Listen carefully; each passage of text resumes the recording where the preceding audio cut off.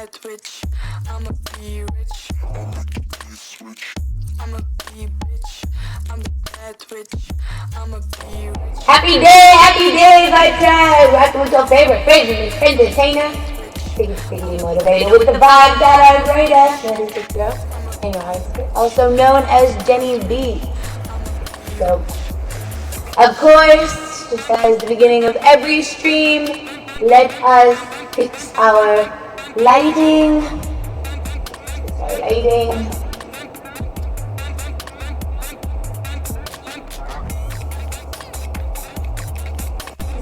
Alright.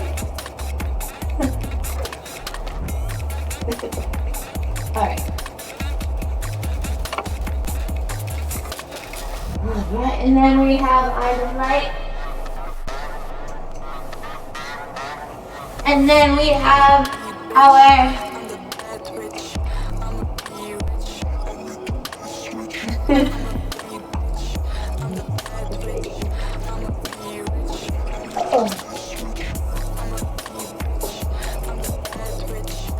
Stiggity.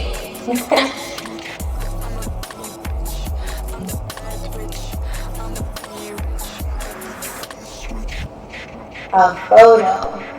Are you laying with a photo next to you?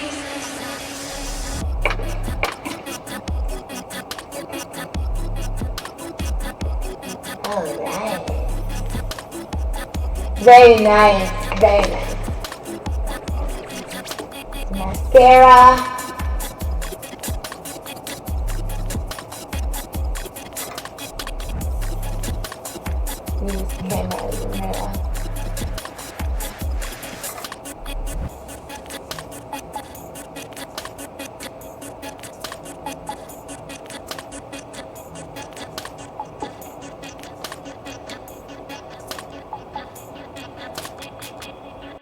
So in our last YouTube, or not on our last, in our most recent YouTube episode, we were looking at the before and after of fat transfers, and so because I have kind of a narrow face, and we were talking about contours and everything, and because I have kind of a narrow face, you know, I have, you know, whenever I was young, I had dimples, and then whenever I was in my teenage years, I did not have dimples anymore. And then more recently, my dimples have been showing. I'm like, oh my gosh, I wish I didn't have dimples.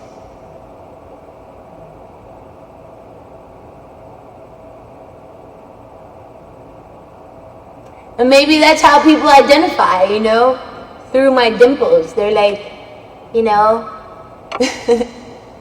they're big fans of the stream, so one way or another, they're trying to, you know, tag the stream. Like, and your Odyssey has dimples.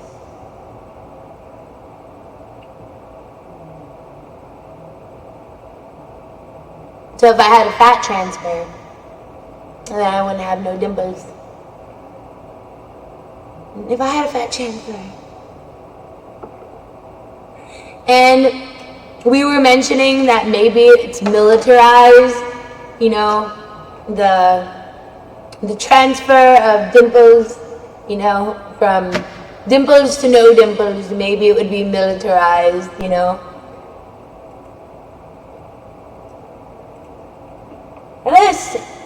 Let us look up the definition of militarized, because I want to make sure that I'm using the term correctly.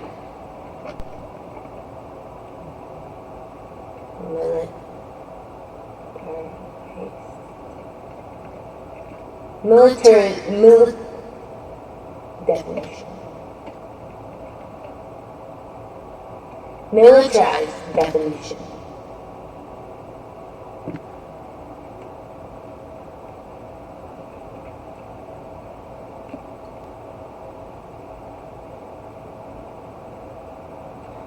Militarized.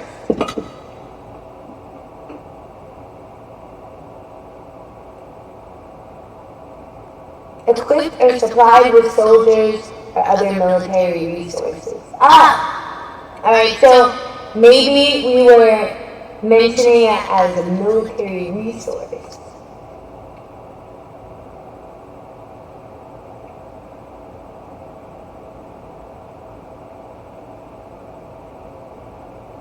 It's a military resource. Yeah, you know. As my mom had told me, she's like, well, you know, if you gain weight in your face, then, you know, you won't have, you know, the dimples. So I gained weight and, you know, still gonna have the dimples. I'm like, that's strategy. Willikers. Let's look up the definition of gosh. Because I don't know if they have golly gee willikers in the dictionary. Gosh, oh my gosh. Gosh, definition. Used to express surprise or give emphasis.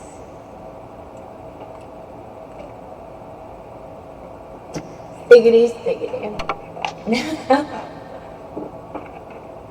So, people utilizing gosh to, you know, to mention my dimples or whatnot. My dimples are famous! Somebody asked me the other day, like, are you famous? You know, I didn't know how to answer that. I honestly didn't know how to answer it. Like, am I famous? Dylan, do you think that I am famous?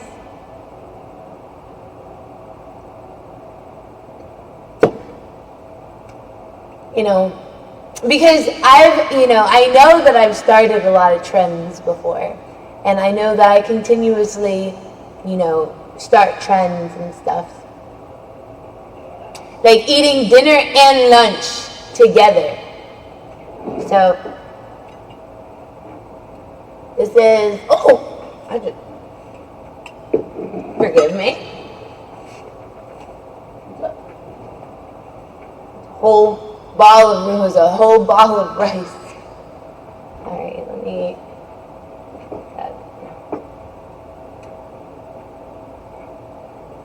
some napkins or something. Napkin. Alright.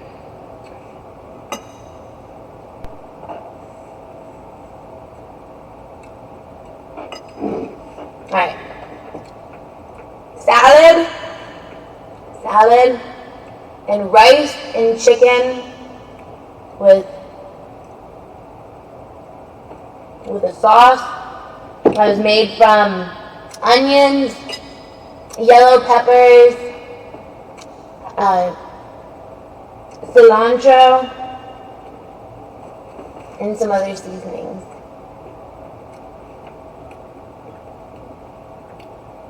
Alright.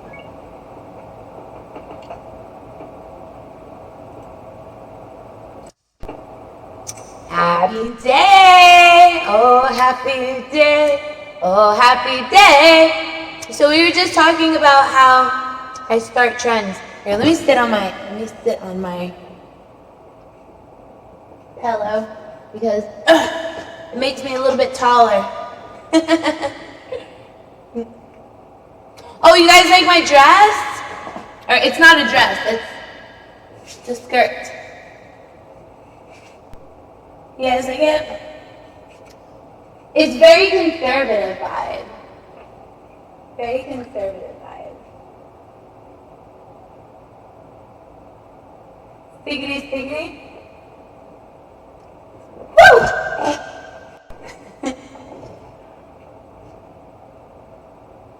Alright. Let me make sure that my is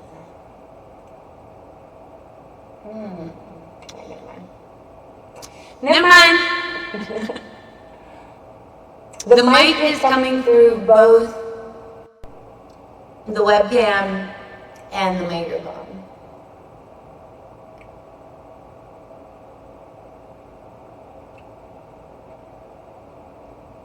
We have, how many people do we have in the room? We have 25K. We have 25K in the room right now, currently.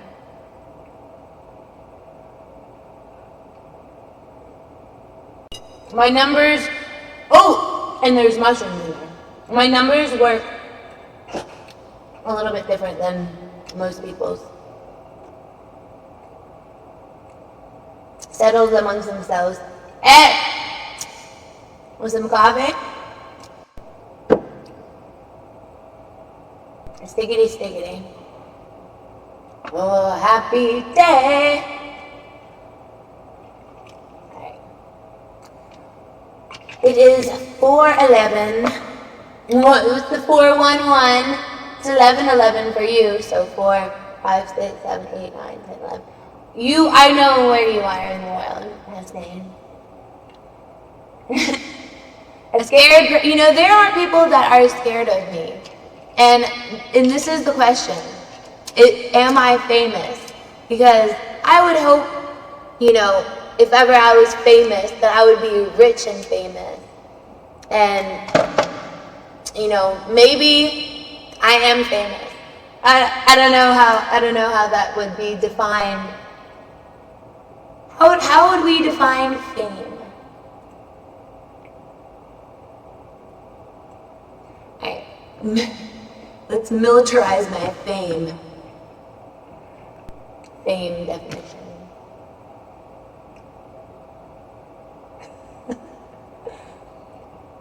And we looked up the word, gosh.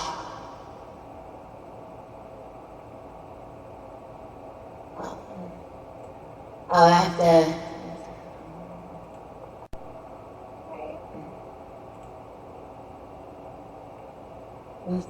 Gosh. Supposed to surprise or give emphasis. Alright, fame definition.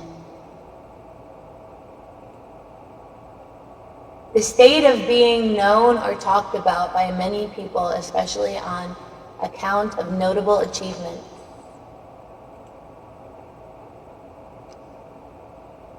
I guess I am famous, huh? We are all famous, since we all speak together.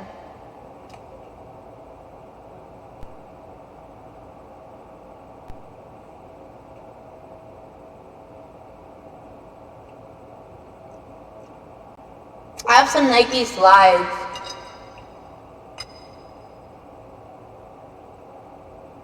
It's been a while since I had some Nike sneakers.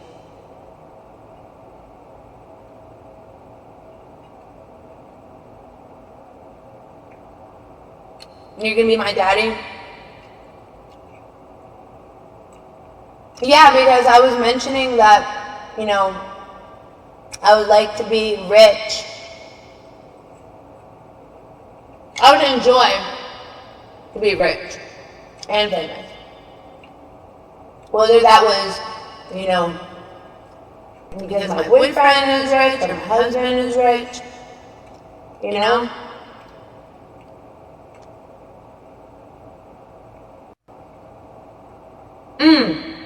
And it would be amazing to be rich from, doing what I love to do.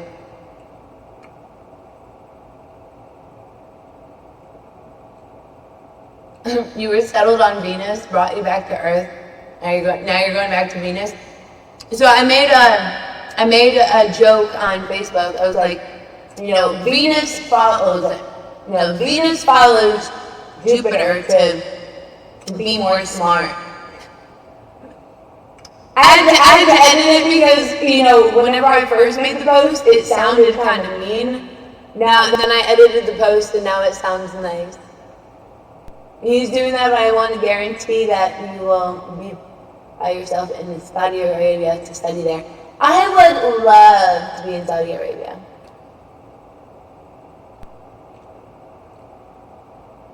My friend told me that it's good if you're traveling to either stay with someone that you know, or to meet up with someone that you know. So we can meet up, Abdullah.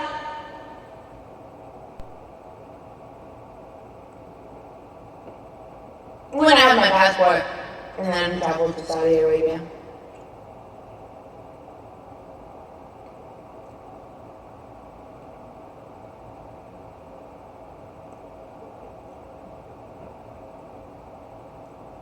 Confused Lion is a cat.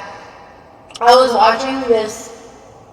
watching these YouTube reels of this guy who made a coyote his pet. And he has I think an American bulldog, a coyote, and some cats. And he makes reels of his coyote.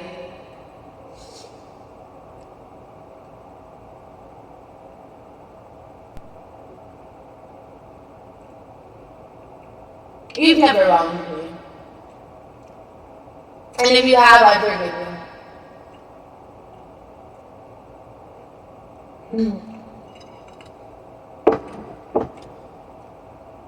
It's the weirdest. I learned, you know how they're like, elbow bump, rather than, some people will be like, elbow love. Apparently, if you touch elbows with somebody, you guys, they steal your destiny. Did you ever hear that? It's a spiritual thing. That apparently if you touch elbows with somebody, they steal your destiny. Hello!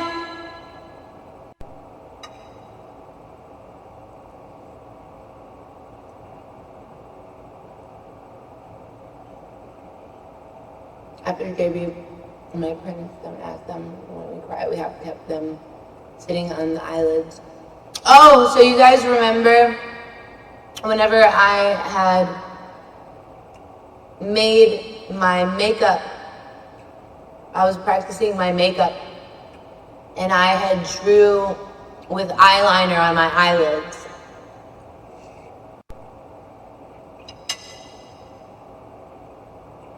I feel like there's too much makeup.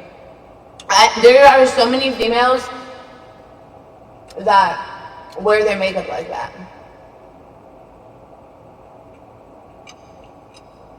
They used to call my dad Frankfura. You know why? Because he had a big personality.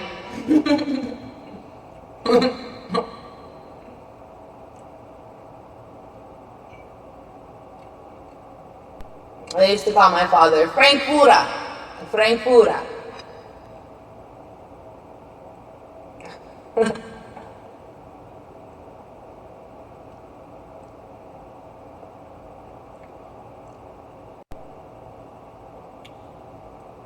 Somebody had ruined the world. You're not sad if you're overthinking a lot. Never mind. You guys, you still remember whenever, before I had the computer on and running,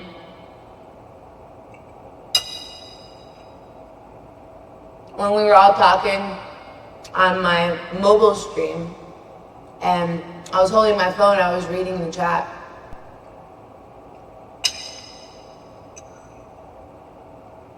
We were talking about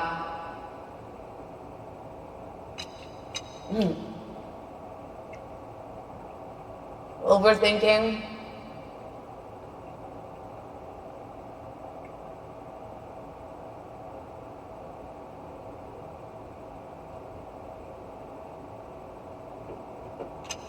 We were talking about, we were talking about overthinking. We were talking about how that relates to me and you how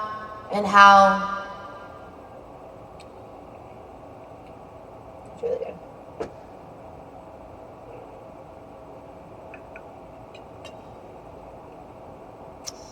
And we were relating to a lot of stuff. We were talking about overthinking, then mentioned the Toyota.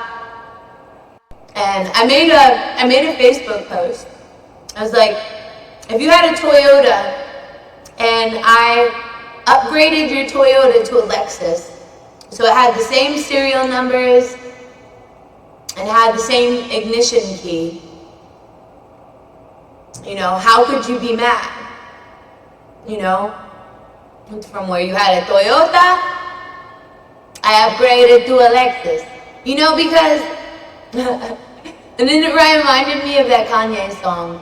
She couldn't afford a car, so she named her daughter Alexis. That was a good lyric.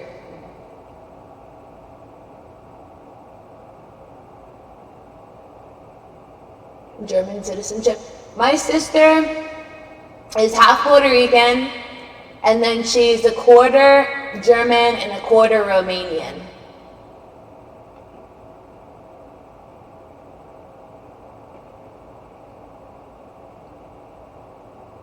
You're gonna nap, alright? Nap and be sure to have the stream, you know, tab open with the stream playing. I'm sure that you guys know how to navigate the tabs, you know, because for my stream in particular, you have to have my stream open, and then on another tab, you know, you type. So you're not necessarily watching my, you know, my physical reactions. You're reacting to my voice. I'm not afraid. I'm not afraid. So I do have a whole, I feel like I have a whole line. I have all these, I have these vapes.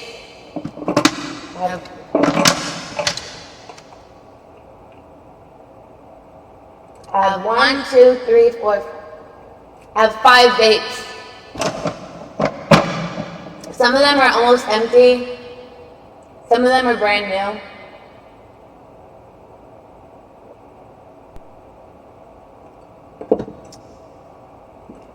And I was really happy whenever I gave me this vape.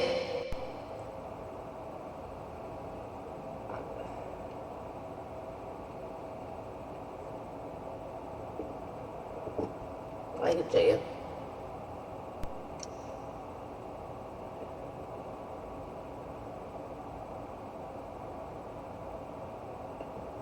It has Facebook.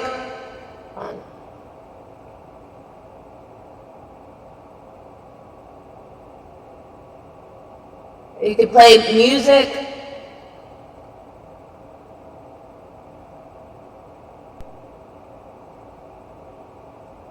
You can play games.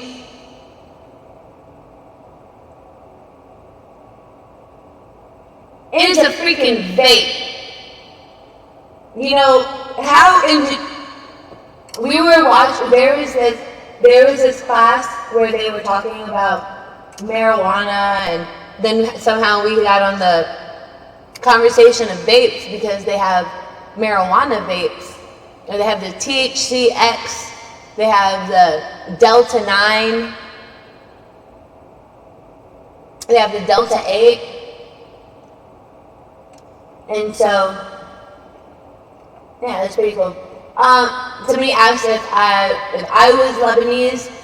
I'm not. One of my really good friends is Lebanese.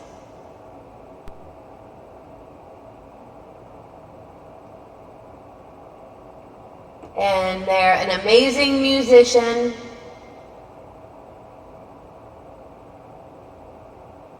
I just have been, you know, because of my classes, I feel like until I'm done with my classes, hang out with my friends more because, you know, it's just so tempting to drink, you know, to drink or to smoke and stuff. It's not like I haven't, you know, faced temptations, because, you know, more recently on the 4th of July, my friend had a party, and well, it was a get together, you know. They had a barbecue, and so maybe we could talk about it, because so there's this person that we started making it a habit to spend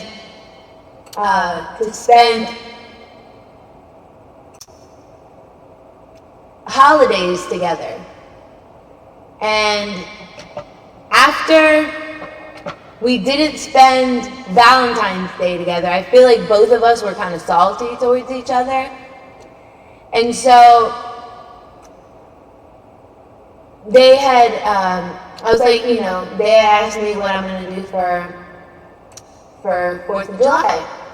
I said, I said I was invited to a barbecue. And he's like, aw. He's like, you were invited to a barbecue.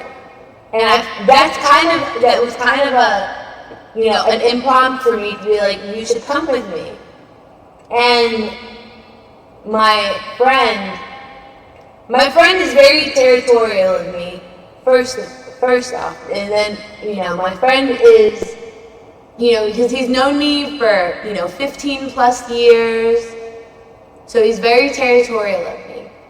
And, you know, normally it's a habit that I've had in the past where I would bring my guy friends over to his house, because, you know, him and his girl have been together the majority of my existence here on Earth. They've been here, you know, they've been together for a lifetime. And, you know, so she's really cool, you know, and, you know, she's always been really cool. She's, you know, she wears it, you know, she kind of wears the pants in their relationship. But whenever he has friends, you know, she works on computers and stuff, and she makes softwares interact with each other. You know, she does the coding and stuff for that, and she's really good at what she does. Anyways, my friend was like, you know, because normally I would make the party. He would say, hey, we're having a party, and then I would invite a couple of my friends, and, you know, it would be a party. And so this time he was like, you know, I'm going to invite some of my friends. And he was like, you know, I just want you and your mom to come. He was like, don't invite anyone. And I was like, oh my gosh, you know, this is the first time in years that he was like that. He was like, I only, you know, bought enough food and you know, and alcohol for, you know, the people that I know are coming. And he's like, I know that you normally, I know that you normally bring your friends and stuff. He has an amazing property. He has 200 acres of land. He has 4-wheelers, side-by-sides. We be shooting guns out there. You know, there's targets and you know, there's all sorts of stuff out there. So we and he has a pool spa, you know, hot tub, you know, he has a tiki bar on his back deck, he has a stage, he has all sorts of stuff. He has buildings and you know, that, you know, if you are drink too much alcohol or whatnot, you could stay in one of the buildings. He has a place, you know, the same way I would have a place if, you know, I lived, you know, on 200 acres and paid off my house, you know? So this was the first time he had told me no. I asked, you know, before I responded to the text message. That's why it was like a day before I responded to the text message, because I was on the phone with him for like 3 hours, and in the middle of the 3 hours, I was trying to coax him. I was like, let me bring someone. And the thing is, because he owns his property, and he owns everything on his property. Sometimes he's a little bit maybe a little bit of an understatement, but sometimes he's a little bit paranoid because he doesn't know. There's been a few times before that because I've brought friends over and I introduced him to the friends, and and then he exchanged number with my friends and stuff, and then whenever I'm not around, my friends would call him, or he would call my friends, invite them over or whatnot. And so there was this, and he's an amazing person. That might be my boss. That might be my family, my boss, my best friend, and all that stuff and things. So I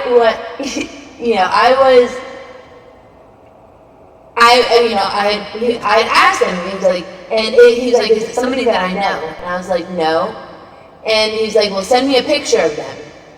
So I sent him a picture. I was like, this is who it is. And he was up in arms. He was like, and this is the thing. So the joke for the longest time has been that I'm a virgin, and this joke it runs deep. It runs deep. He was like, and things and stuff and such. I was,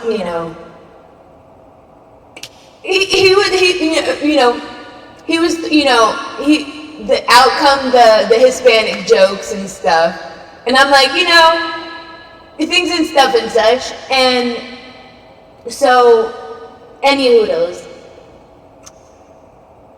freaking, he was like, he told me no, and I was like, dang, because I've never asked him for anything before.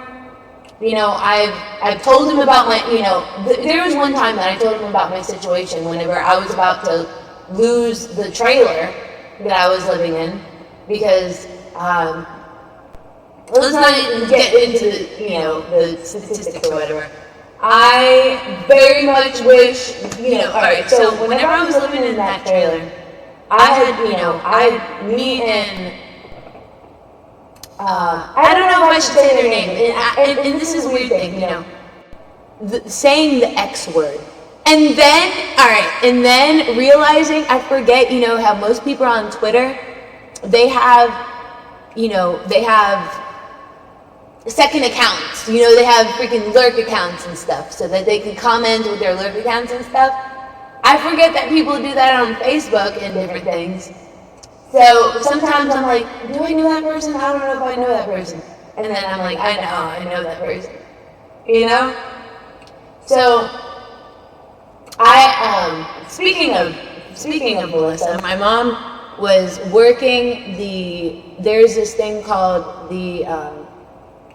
it's called a food bank, and it's ran through the church, and my mom was working at a food bank, and then, she saw one of my friends, and she volunteers at the food bank, and, feeds, it's free food, and all sorts of stuff, meat, canned goods, snacks, hygiene stuff. It was, it's really nice, it's motivation for the community, and it's motivation, for my mom. My mom wakes up at freaking 6 or 7 o'clock in the morning to be there, and, sometimes you have to, sign in, or, I don't know exactly how it works because I've never been there.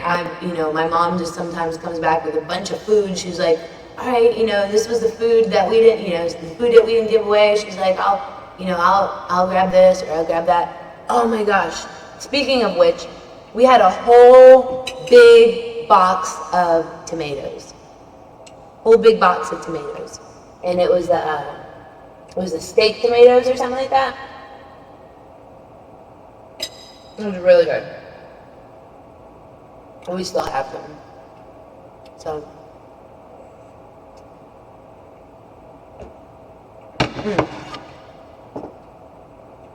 I should have made some before the stream. I made some coffee, I should have made some before stream.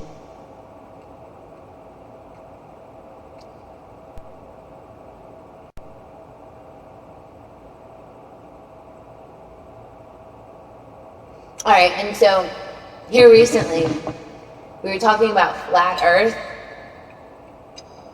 you know, and the flat earth conspiracies. And it may be not a conspiracy because, you know, the symbol of NASA is a round earth. In Australia, it kind of looks like the Starbucks woman. You know, the long wavy hair. You know, looking over us. And when I mean looking over us, you know, do you ever watch the movie, or not the movie, the episode of The Simpsons, where they were all living in a dome? So, it's been said that we have a dome, you know, and we can't go past, we can't, you know, we haven't traveled past the dome. They said that we lost the know-how for space travel. You know, remember the whole, and then, there's a Red Hot Chili Peppers lyric. He said, what is it? NASA, he said, something like, NASA's made in a Hollywood basement, you know? And so there was so many, you know, skeptics whenever the moon landing, they're like, oh no, that's, you know, that's CGI or whatever.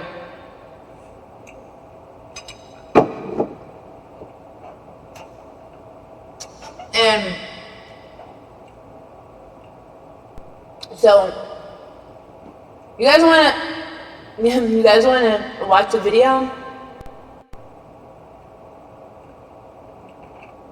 I'm eating good. I have some, and this is some avocado right here. Alright, some salad. This is some rice, chicken, mushrooms, onions, and yellow peppers with a creamy sauce.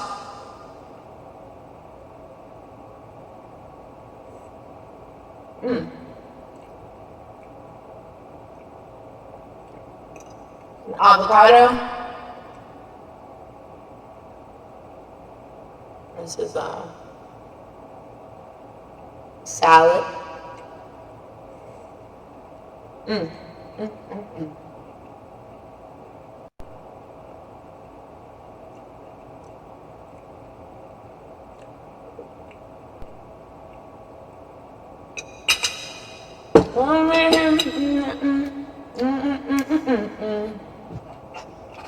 Okay. Something about NASA or space was made, something like space was made in a Hollywood basement. Anywho, so there's the flat earth theory. And the flat earth theory, you know, it has the dome. And so the dome being, you know, and the stars being celestial bodies. Did you know that wandering stars are actually planets? And they move to their own accord. And often they move in perfect unison to make the pattern of the tree of life, the flower of life, the circle of life.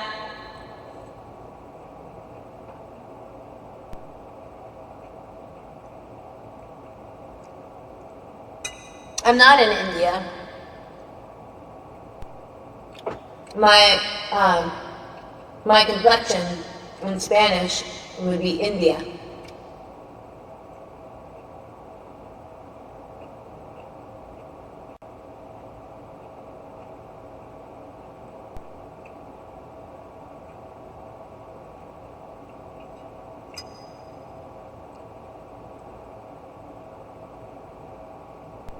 I think In Your Odyssey is an amazing name.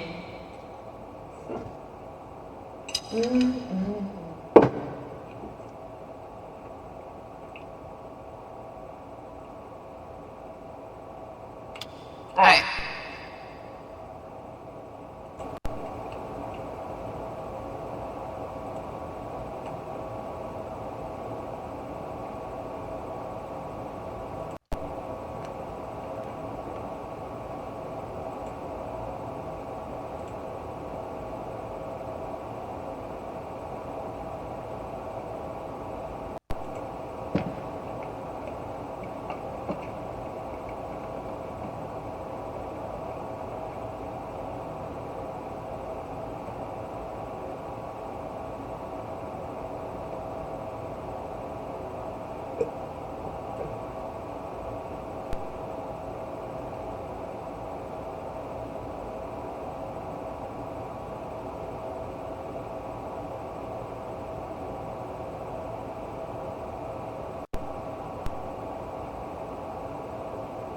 So, no humans ever left Earth's atmosphere.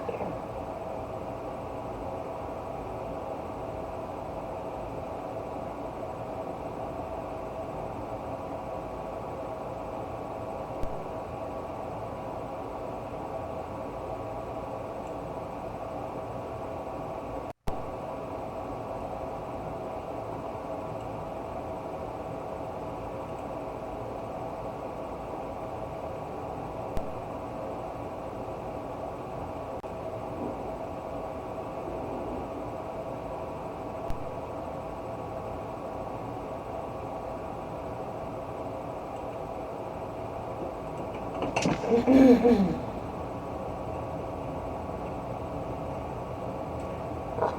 at that.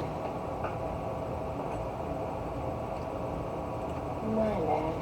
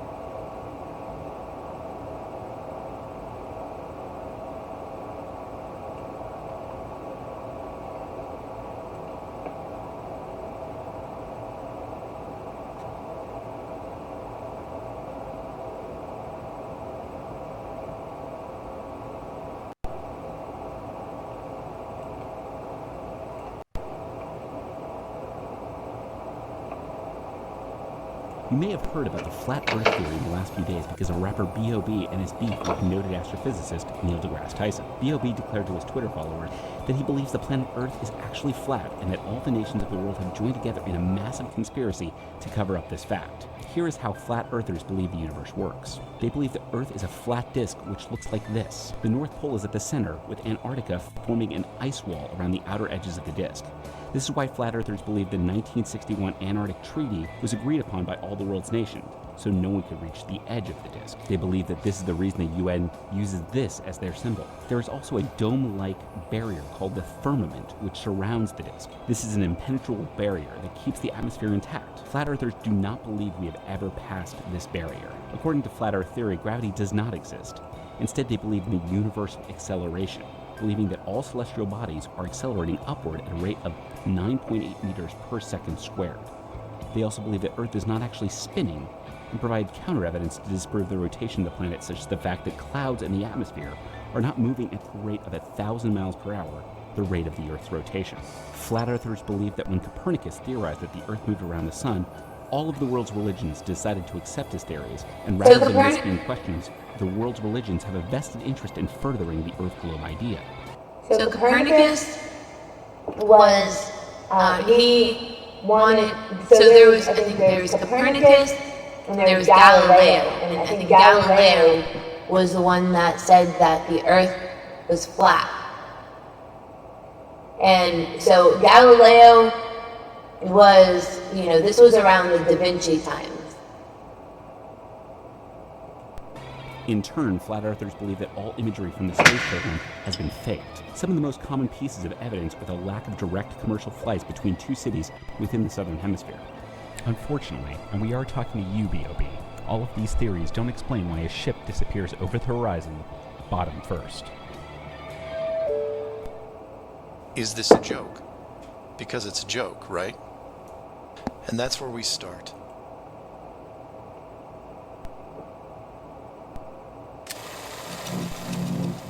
If you were able to look through the perspective of a person who thinks the world is flat, you would see this. The North Pole is right here in the center, the continents splayed out over this plain, and here on the edges you'd run into a 150-foot wall of ice, guarded by NASA employees with guns. And how far that ice goes outwards, and when people try to go down there, they get turned away at gunpoint and put in prison. The heavens are a dome that arcs over the flat Earth. The sun, the moon, the stars, they're all just little balls of light in the sky that move around just above the Earth's surface. There are loads of people who actually believe this. YouTube channels and Facebook pages, you'll see hundreds of thousands of followers. Google searches for the term flat earth proof over time look like this. It's become incredibly popular. And recently a poll showed that only 84% of Americans agree with the statement, "I have always believed the world is round."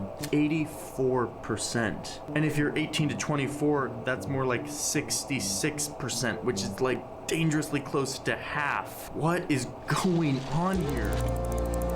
Now the North Pole is the center of a deep ocean, whereas the South Pole is the center of a high plateau, which averages 7,000 or 8,000 feet in altitude. This is frustrating, and what's even more frustrating is every time I try to look into this and understand it, all I see is coverage of like flat earther conventions and like interviews with these people.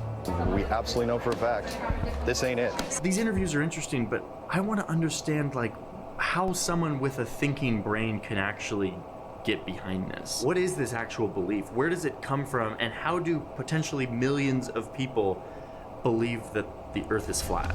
The water is completely flat, for as far as we can see and as far as we've measured, and the horizon is completely flat. I'm in Mexico now. I've been sitting on the beach reading everything there is to read about the history of people who believe the Earth is flat. And there's one thing that I just had to try for myself. This is a simple experiment that anybody can conduct to determine definitely that the Earth is flat. Grab a spirit level and take it on the plane with you. 117. Found this hardware store, bought myself a level.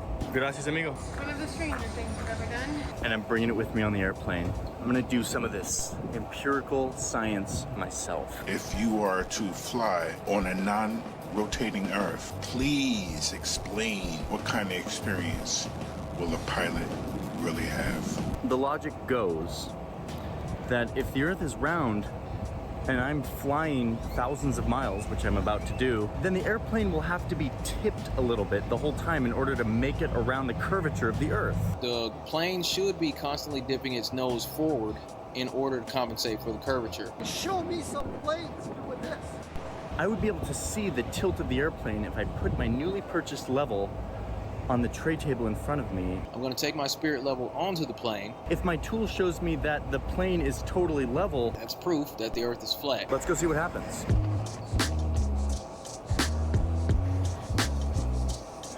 Can somebody explain to me duty free? Why perfume? Why is there so much perfume in duty free?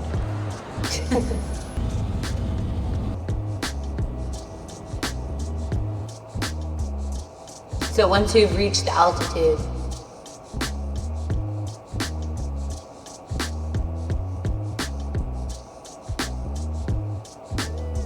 4 hours on an airplane, and I'm back. My little level experiment worked wonderfully. The bubble stayed nice and center. Turns out the plane was not dipping its nose in order to make it around the Earth. This is explained by the basics of gravity and physics. This video is not a debunk of flat Earth theory. that doesn't need to happen, that shouldn't need to happen. What this is my fascination with the fact that there is lots of people, let's put it this way, a non-zero number of humans who think the world is flat. And they work really hard to prove it. I want to understand what sorts of tools are being used to prove the world is flat. So here we go.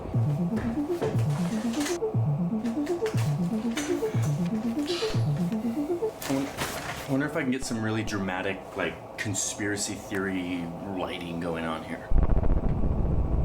I'm seeing all the evidence. What if the Earth actually is flat? The plane wasn't dipping. The level was flat. Okay, I'm kidding. Let's get into this. I've been in the weeds learning about the flat Earth experience, what people believe and why and where it all came from. Is it freezing cold in his house or something? That is a nice coat. Earthers have become a thing just in the past couple hundred years. So by like 205 BC, you've got these really smart Greek people making experiments that are like observing a globe-shaped Earth. Over the next several centuries, eventually this would just become the widespread thing among anyone who was doing experimentation on the world. And eventually, nobody believed the Earth was flat. Even in like the medieval times, like it was a consensus that the Earth was a globe. So in short, flat earthers weren't a thing during this time. Even though literally in elementary school, I was taught that Christopher Columbus and like his voyage was somehow to prove that the Earth was round or maybe it was flat and that there was like some debate around that. That's actually a total legend and I have no idea why I was taught that in elementary school. How did that happen? I actually am genuinely curious, like how did that happen? The fact is, Christopher Columbus, the Catholic Church, the Spanish patrons, no one thought the Earth was flat. But then, they became a thing. Any sort of flat earther movement didn't actually come around, ironically, until science was really starting to heat up. During the mid-1800s, a huge amount of scientific breakthrough was happening. The scientific method was taking off, and huge breakthroughs in biology, physics, anatomy, and mathematics were taking place. But at the time, there were also people who...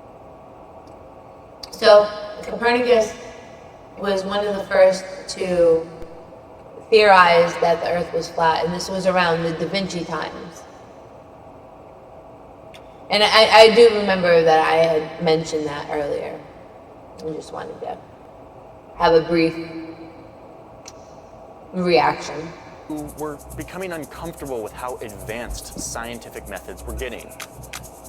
These guys were like, hold on a second, you have all these fancy new tools to inquire into the world and to understand reality, but these tools are getting like too sophisticated and too abstract and theoretical. They're becoming too disconnected from like what I can see and understand and touch and feel. They wanted to bring science back to what it had been for a really long time, which is that like a person goes out, uses simple tools like a telescope to look at the world and to make conclusions about how the world works. So it's the 1800s, science is like having its time, and you have these guys, usually from like the US and the UK, who want to throw out this growing body of like amazing advancements in science, and they start to do experiments. Here's what those experiments look like. So it's the summer of 1838, England, up in the county of Cambridgeshire, which literally sounds like a place in The Lord of the Rings. So it's the summer of 1838, and the atom had just been discovered, and the Doppler effect is like being fleshed out. And then you've got this guy. His name is Samuel Rowbotham, but he goes by the pseudonym Parallax, which is actually a pretty dope name. Like if I were a DJ, I would totally go with like Parallax. Anyway, Parallax decides, even though all this science is happening, he thinks it's time to reopen up the debate about whether or not the Earth is a globe, which was like literally settled thousands of years earlier. But he's like, no, let's do it. And he finds this canal system that is incredibly straight. This canal goes on for almost 10 kilometers, like 6 miles of just a straight line. This guy says, if the Earth is a globe, and people say it's 25,000 miles in circumference, then if I look at a straight line, After the first mile, the curvature of the Earth would mean that the canal would now be 8 inches lower. After 2 miles, it would be 32 inches lower. After 3 miles, 72 inches lower, meaning like 6 feet, almost 2 meters, and so on. So he thinks eventually the dip from the curvature of the Earth would be so great that you could easily observe it. So he gets in the water, he puts a telescope right above the surface of the water, and then puts a boat on the canal with a 1 meter tall post on it. So what he wants to see is if the Earth is curved, if it's a globe, this post will start to disappear over the horizon. So he does it. The boat goes away, it goes the entire 6 miles of the canal, and it stays in sight the entire time. It doesn't dip over the horizon. And he's stoked. He's like, man, I just proved that the Earth is flat. And I did it with a telescope and a boat. Like, screw you, science. Like, I'm making breakthroughs right here in Cambridgeshire. And then he writes this book, where he fleshes out this experiment and several others that he does. But wait, this experiment's like kind of legit, right? Like, it adds up. Like, his numbers were all correct about the circumference and the dip of the curvature. Like, why didn't it dip? Like, why was the boat still in sight? There's nothing wrong with this experiment. Parallax, got that great name. Maybe he was onto something. No, this is stupid. This is like a 3rd grade science experiment in your backyard. This experiment doesn't take into account how the natural world actually works and how light behaves and refracts based on the different air densities. This is like stuff that people already figured out, and like Parallax is sitting there getting wet in a canal, like trying to observe this on his... No, this does not prove anything. But Parallax didn't want to hear any of this. He didn't want to talk about atmospheric refraction and air density and how light behaves in different media. Too complicated, too abstract. You can't touch and feel that stuff. Instead, Parallax sees science and observing reality as a much simpler task. In his book, he says, nature speaks to us in a peculiar language, in the language of phenomena. She answers at all times the questions which are put to her. Just like go out and like put a question to Mother Nature and she'll answer it. As scientific methods become more sophisticated, they become harder for you and me to understand. Parallax and his canal experiments are a reaction to all of this. They are a call for a simplification of scientific methods and a return of the senses as the primary force for understanding reality. He called his method of reductionist pseudoscience the zetetic method. He says that honesty of thought is to look at truth in the face, not the side face, but the full front.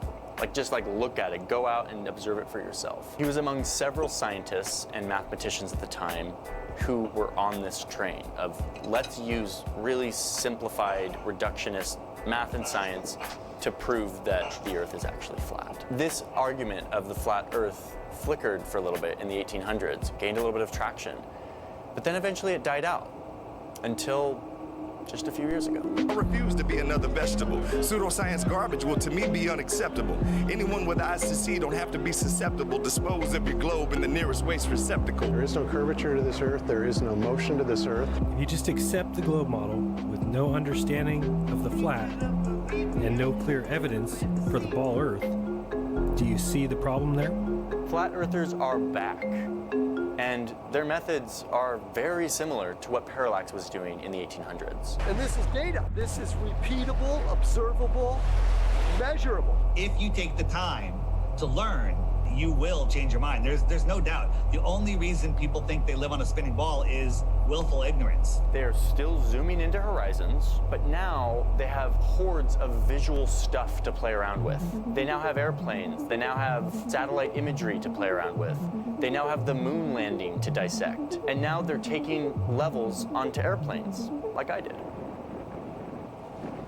Your plane can't go upside down. Here's the thing, globe hugger.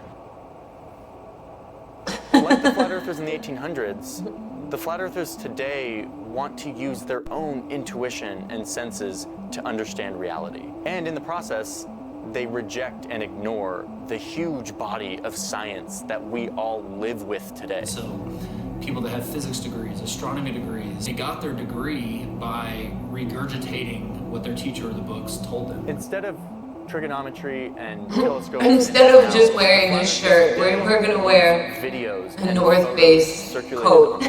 The azimuthal equidistant projection map that the USGS actually uses is the flat Earth map. Wait, did he just say azimuthal equidistant projection? That's like my favorite projection. Is that the flat Earth map? Don't with me in projections. I take them very seriously. In true internet fashion, this new current movement of flat earthers has become just a bunch of bumper sticker type assertions and images that are really easy to share. Just like Parallax's experiments, these methodologies completely ignore the way the natural world is observed to work by like thousands of years of scientific consensus. But if you go to the FAQ page of the Flat Earth Society, you'll see what they're after here. They believe that evidence is, quote, relying on your own senses to discern the true nature of the world around us. That's the best evidence. And in that vein, that's what these people are doing. I mean, so in the physics world today, do they not understand that convex lenses, or fisheye lenses, or GoPro add a distorted view? So, what have I learned from all of this? From my understanding, the Flat Earther movement, whether from the 1800s or today on the internet, is actually not totally about the shape of the Earth. This movement has a much broader message built into it. There's a reason why 1984 is like in the canon of the Flat Earther movement. 1984 has nothing to do with the shape of the Earth. What it does have to do with is being skeptical of big institutions that are probably watching you, that are probably controlling your life, that are probably feeding you bad information to retain power. We're not crazy, we're just sick of the lies. Here's the thing.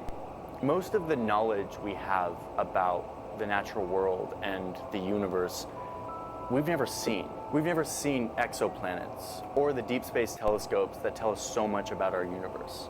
Instead, we read about this stuff. We benefit from its findings.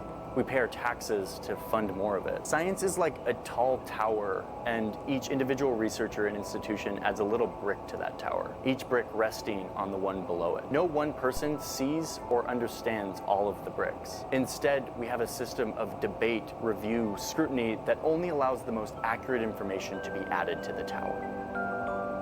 And honestly, I don't think humans are well suited to adapt to this very impersonal way of understanding the world. We have evolved over millions of years with our senses as our main driver of survival. And now we live in a society that is run by big systems, well, maybe it wasn't their senses institutions that we will never touch and feel, much less Copernicus and that's why we and have Da Vinci convinced the world is flat, despite conclusive evidence to the contrary.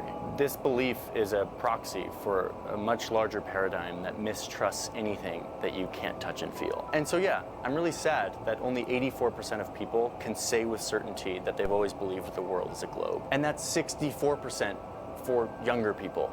Only 64% of people. Like that just blows my mind, and it's incredibly sad. But despite this belief, this movement, these conventions, this total lunacy, science will continue to do its thing.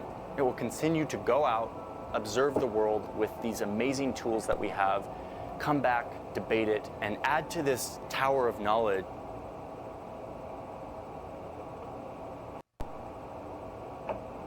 Hey guys, welcome back to Middle Ground. Before we jump in, we've got a huge announcement. A lot of folks have been asking for this for years.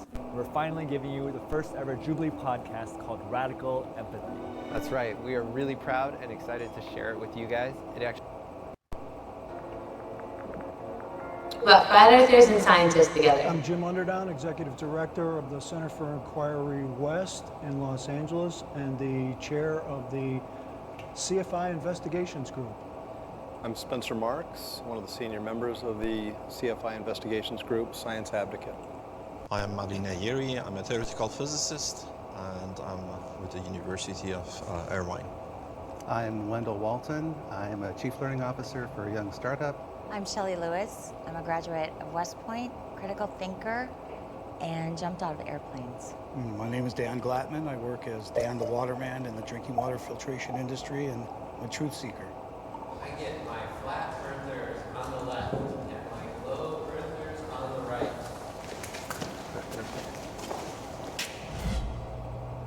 Only step forward if this is true for you. I believe the earth was created by a higher power.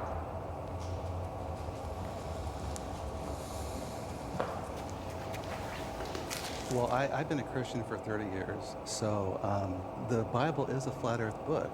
You have to take it literally. Like, for example, in Isaiah, when it talks about how the earth is like a clay wax seal that's stamped with upturned edges, that's just not some fancy story. That's a simile. It is like. Right, absolutely. And in Isaiah it talks about too, and I'm a Christian, he who sits upon the circle of the earth. There's a difference between a circle and a ball. Well, exactly. Yeah. If you look at the original Hebrew, it means disc. There's over 200 scriptures in the Bible that point to a flat earth. That's true.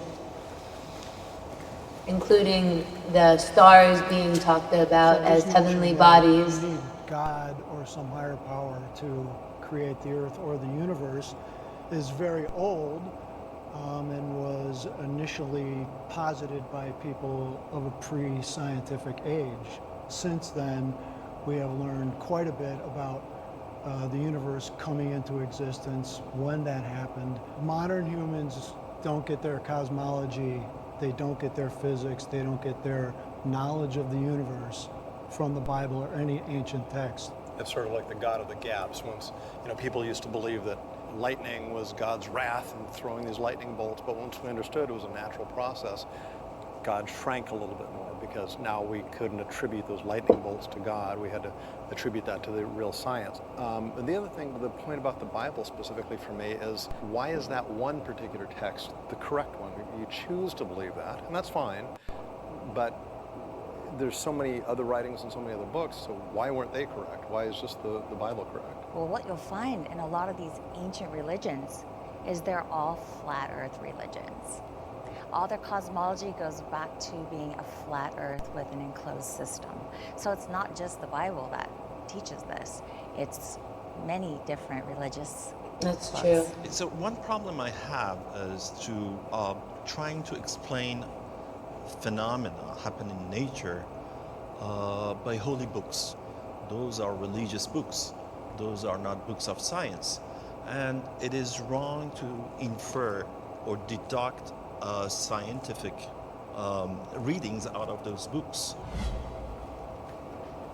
My name is Wendell. I am a logical, biblically based, and scientific flat earther. I didn't start out, and no one starts out as a flat earther, but I had a lot of questions. So I actually got to the point where I had to go out and put my own eyeballs on it. So we went out to an observation at Salton Sea, and things just didn't add up down there. So we've gone back probably a dozen times, and I can guarantee you that there is no curvature over distance. The internet has played an important role in confirming my view of this topic. That's the problem. Well, we have the advantage of information today that's outside of channels 2, 4, and 7 and the few networks that are corporately owned. It's pretty easy to say YouTube isn't research, but when you spend enough time, you're picking up quite a bit. And with the discussion groups, panels, we've gone against opposition. We've opposed ourselves. Surprisingly enough, Flat Earth is its own worst enemy. So it's not that easy for us to come to consensus. And we find that consensus is orchestrated and not actually scientific in any way. You know, my grandfather used to tell me growing up, never believe anything you read in the newspaper, right? He told that to me. Now, with the age of the internet, it's like, how much of this misinformation are you getting there? And when you have like eyewitnesses taking video of something, you do have to take everything with a grain of salt. That's why, because of my my multimedia background, I knew that all that stuff could be faked. Take it into Photoshop, take it into After Effects. So, all of those scientists, they're probably This is at the core of the issue. They're probably upset. There are so many flat earth believers out there right now. The problem is the information from someone who decides to start a website or produce a YouTube video is not reliable. When I have a toothache, I go to a dentist. When my car breaks down, I go to a mechanic. When you have questions about cosmology, you should go to an astrophysicist, you should go to a physicist, you should go to people who have spent years and years studying these ideas, not some 6-minute YouTube video. There is a percentage of people that if they saw a YouTube video that was not within their scientific chops to refute on the face of it would believe anything out there. One of the things I will say is NASA.gov has their own documents out there that we get to vet, which is through the Freedom of Information Act. And would you agree that NASA documents, if they're on display, that we should be able to go and research inside there? NASA is not proving that the Earth is flat. Well, they say it in 14 you of the documents. should read what NASA says, and you should listen to what I NASA would says. love to see your NASA evidence that the Earth is It's flat. only their contradictory issues Okay, that let's bring see. us here. We're all familiar with the Earthrise photo, right? The Earth is rising over the moon. We're all familiar with it. That's NASA. You can go out to NASA's site. You can download the original, right? I already know what you're going to ask. So you bring up the luminance on it, and you can see where it's cut out and pasted there. They're showing us doctored images that are clearly doctored. The blue marble is a very famous image from 1972. When you talk to the artist from NASA, his name's Robert Simmons, he talks about exactly how it was created from data, and it's not a photograph whatsoever. So that's what I had mentioned about the marble, that, you know, that in different space theorists utilize different logos. The Australian. So when NASA takes real photos and they either clean them up for color or they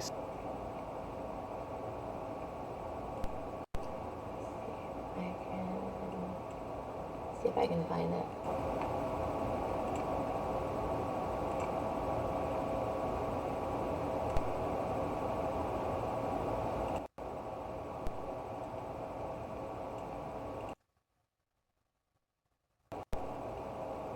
Okay.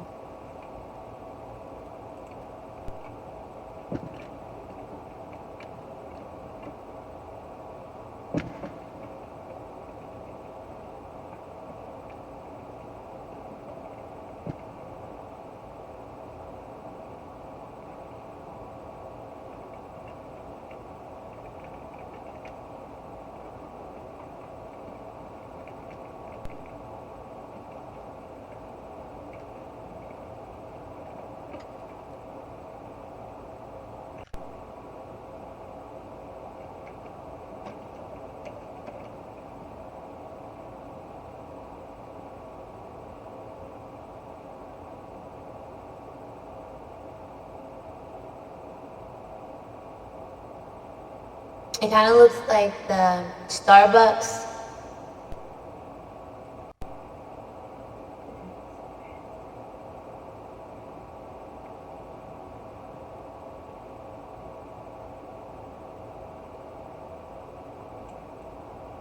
Maybe it's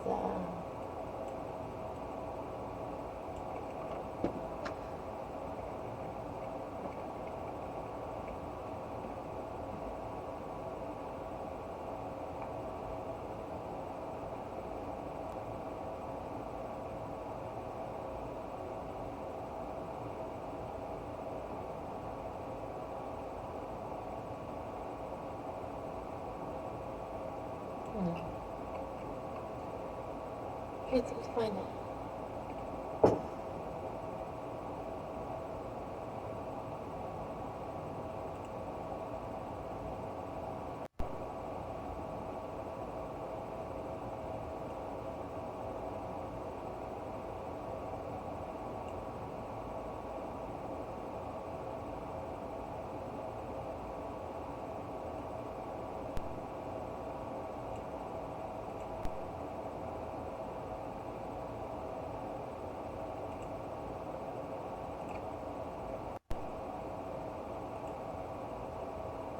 stitch them together so it's one large image. It doesn't mean they're CGI. You're talking about composites.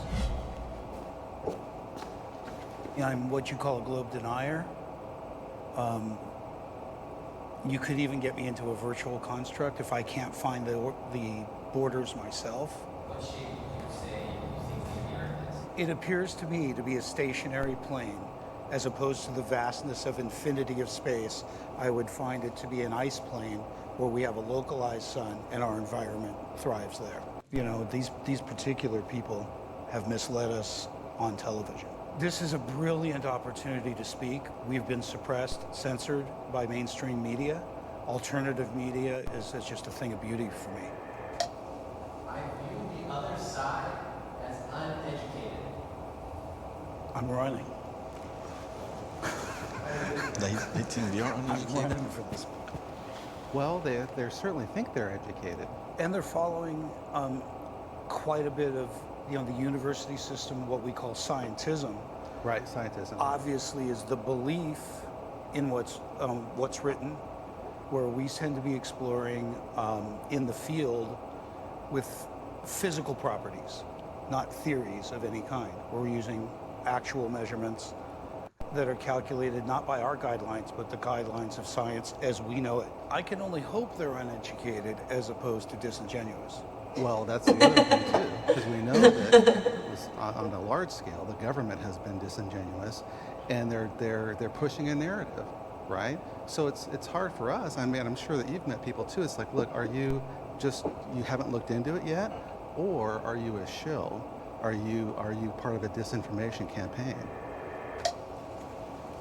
I don't think you guys are uneducated. I think you're wrongly educated. I think the problem with what I've seen in the flat earth crowd is that it's not that they're undereducated, but they, instead of looking at evidence and letting the evidence guide to where the ultimate conclusion is, they start with a conclusion and then they try to cherry pick evidence to support their prejudice. Well, that would be considered a hypothesis. Of evidence that actually is contrary to their.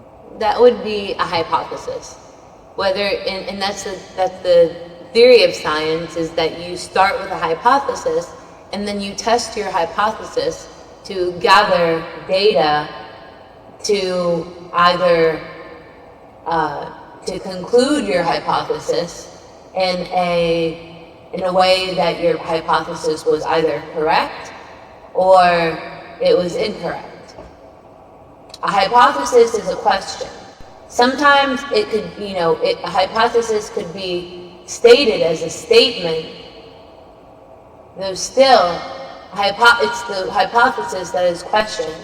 And whether or not you realize that your hypothesis could be a conclusion, that's why it's a hypothesis, because you test the theory. Beliefs. I think that you're very well educated as well as you are, Jim. Certainly Ali is. He's probably got the best education of all of us. Exactly, and he paid for it too.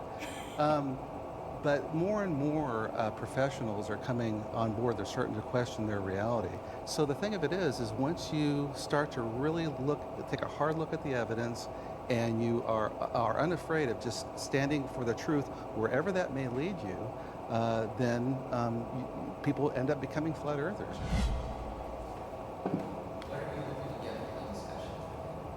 I'm hoping to be able to tell our side of the story from the inside out. So many times, flat earthers are depicted from the outside in, and I want to be able to share with others empirical data that proves the earth is not what we've been told.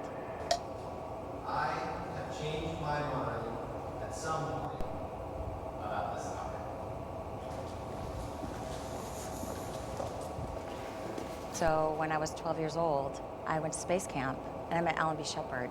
Oh, nice. Yep, and I wanted to be an astronaut and I wanted to be the first woman to walk the moon. Oh. So for me, I'm a glober. I went into this completely wanting it to be true. And my husband call it glober. told me, he saw this thing about the fake moon landing. And I was like, you're absolutely crazy. There's no way that the moon landings are fake. And then in 2010, my husband was killed. And so I never really developed that until around 2014 when Flat Earth kind of came back up.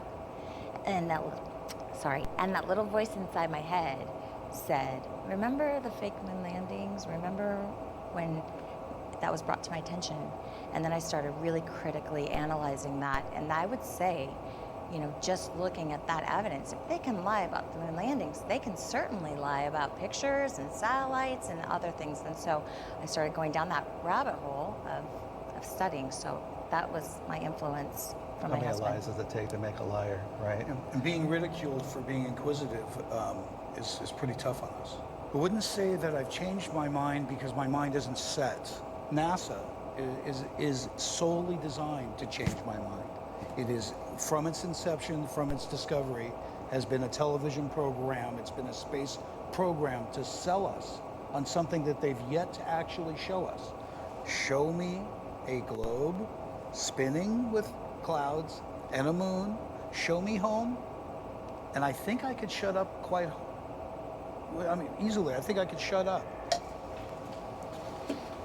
The timing of your conversions is interesting to me. 20 years ago, the flat Earth world was tiny and insignificant. Enter the advent of the internet, YouTube, online discussion groups, all these new available places where you could find information about everything. This is true that the evidence as you looked were not robust evidence. And the sources you used, they were not reliable sources again. But my problem is that, and I like you guys that you are very skeptical, but at the same time, you are not skeptical about your belief system. That should have come first. You think that that's my foundation for why I believe the Earth is flat, and I'm telling you, you're wrong. Okay. I have evidence that proves it's flat. What type of evidence? It's not a ball. What type of? We're being misled. We're being deliberately misled by mainstream media. What's your evidence? We see too far. We see too far. We should not be able to see. I live in Dana Point. Okay. I can see San Clemente Island, which is 60 miles away. What do you mean, so what? Oh, I'm on the beach. 1,100 I'm feet on the tall. beach. It is What do you mean by tall. so what? I'm on the beach. Yeah. Can you see a ship which is going? Oh yeah, let's talk about the ship that goes Yes. over the curvature Okay. of the Earth. I love So- that. So science has said that when I see a ship go out of my field of view, it's going over the curvature of the Earth, correct? Yes. But then I bring my P900 up, and guess what? I can zoom it back in. Not So all is it going over the curvature of the Earth or not? Absolutely. Oh, not all the time? Not all the time? No, you don't see all the ship. The bottom part of the ship is hidden by the At that curvature. distance, you shouldn't see the top At of it all. either. If the Earth were truly flat, there would be really hardly any limit. You would be able to stand at the top of the Empire State Building and look towards Chicago, a mere 1,000 miles away, and see the lights of Chicago at night. No, Why wouldn't no, because you? you have an atmospheric disturbance. Very thick. I've been into astronomy since I was 10. It's faulty logic. It's completely faulty logic. Okay. One of the big things I do is investigate extraordinary claims like flat eartherism or ESP or all sorts of different things. The Earth is undoubtedly a globe and not flat. This is well supported by gobs of science. I wonder what his thoughts are on ESP. Scientific consensus is possible. What is the question? I don't understand the question. Scientific consensus is possible. Possible. Anything is possible. I mean, anything is possible. I've got a tremendous issue with consensus and peer review. I've been spending a lot of time arguing with people that argue the other side, and I found that surprisingly, consensus always wins. It was shocking to me that the group with the majority has an incredible advantage. As scientists, flat It's earthers, 1, 2, 3, 3. truthers, punks, we're at an incredible disadvantage. Let's talk about scientific consensus for a second. You're never going to get 100% of anyone. There is scientific consensus on a global Earth. There's scientific consensus on evolution. A lot of big issues. Use the word theory. Do you know what a theory in science is an extremely...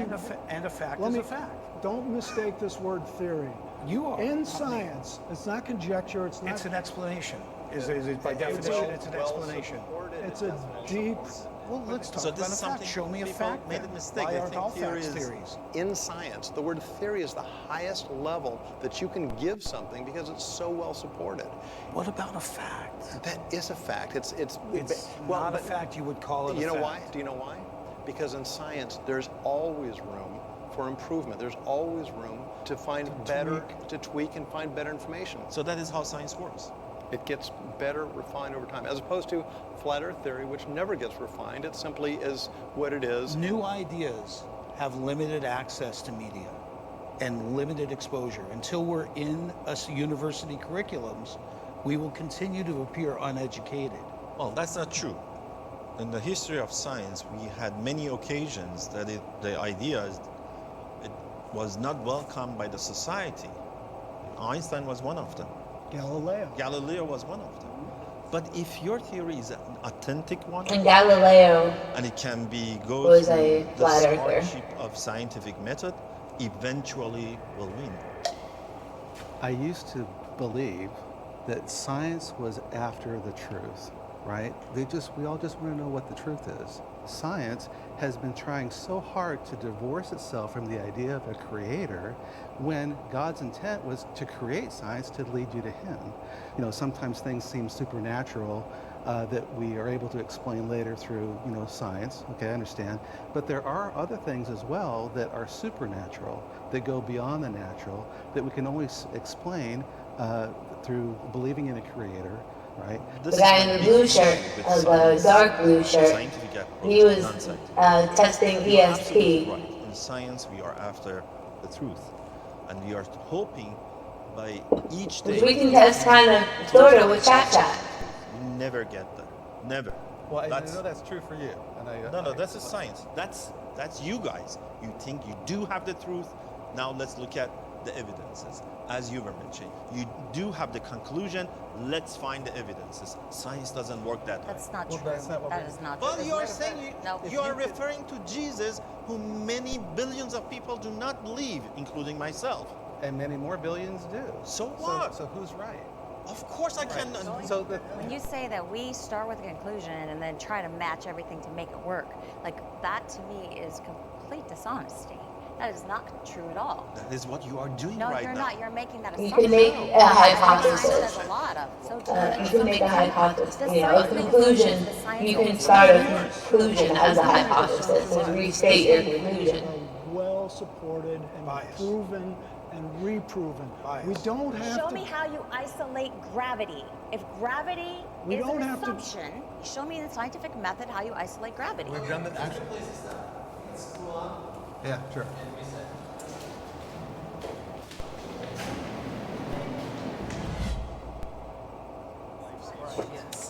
You're like a little round hard candy. Conclusions require knowledge. I just want to check in. How are you guys feeling? How is this discussion going?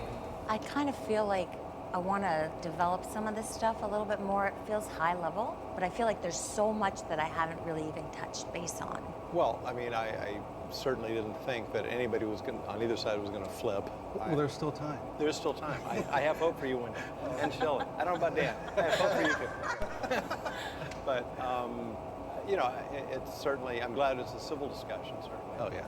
Put your waters to the side, and we'll just do another round. Hey, what was that? Good. He flipped. Wendell, welcome aboard. Welcome. The greatest moment in television history, right there. All right. NASA is trustworthy.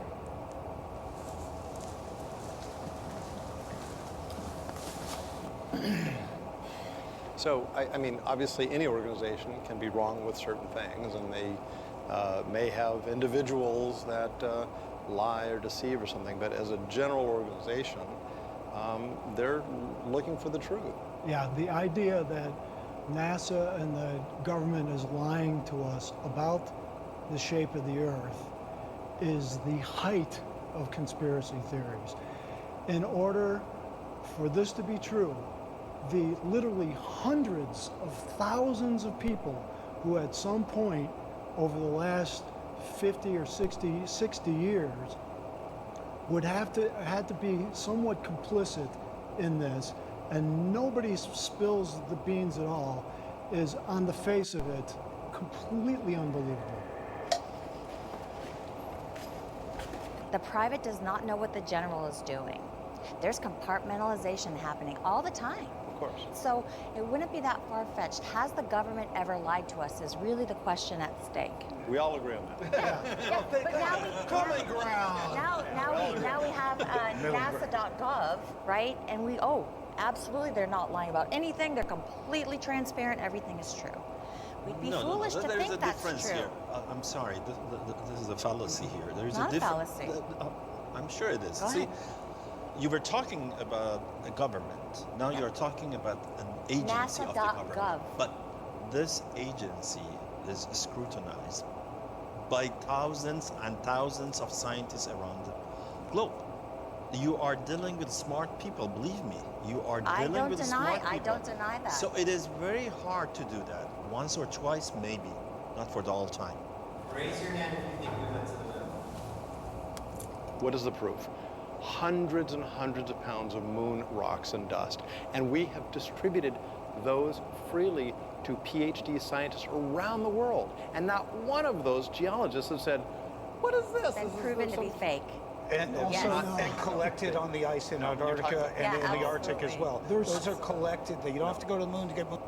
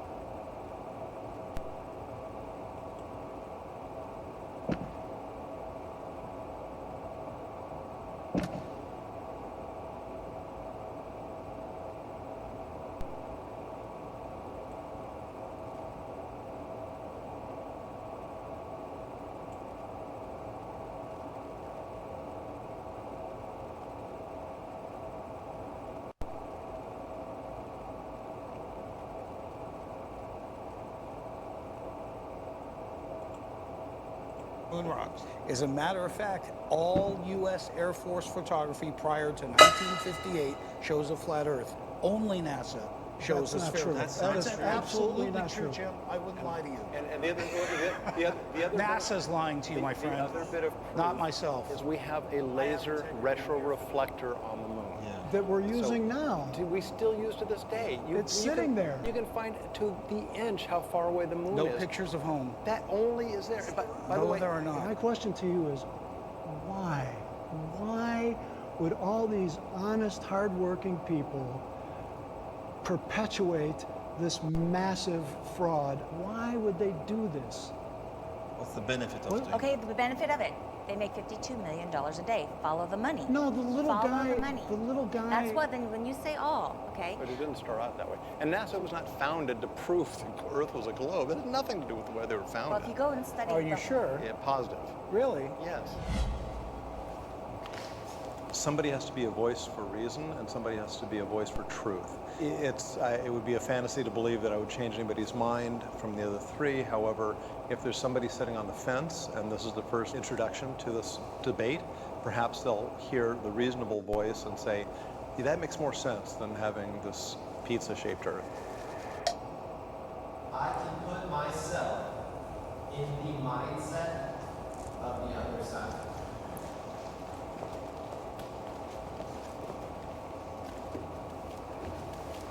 I used to be a ball earther. Everything you say right now is completely what I used to agree to. So I completely understand where you're coming from. For me, I think the correct way to do any kind of investigation or to examine things is by literally putting yourself in that mindset of the other person. So I do that. I disagree with your position, but I completely understand from your perspective what you're saying.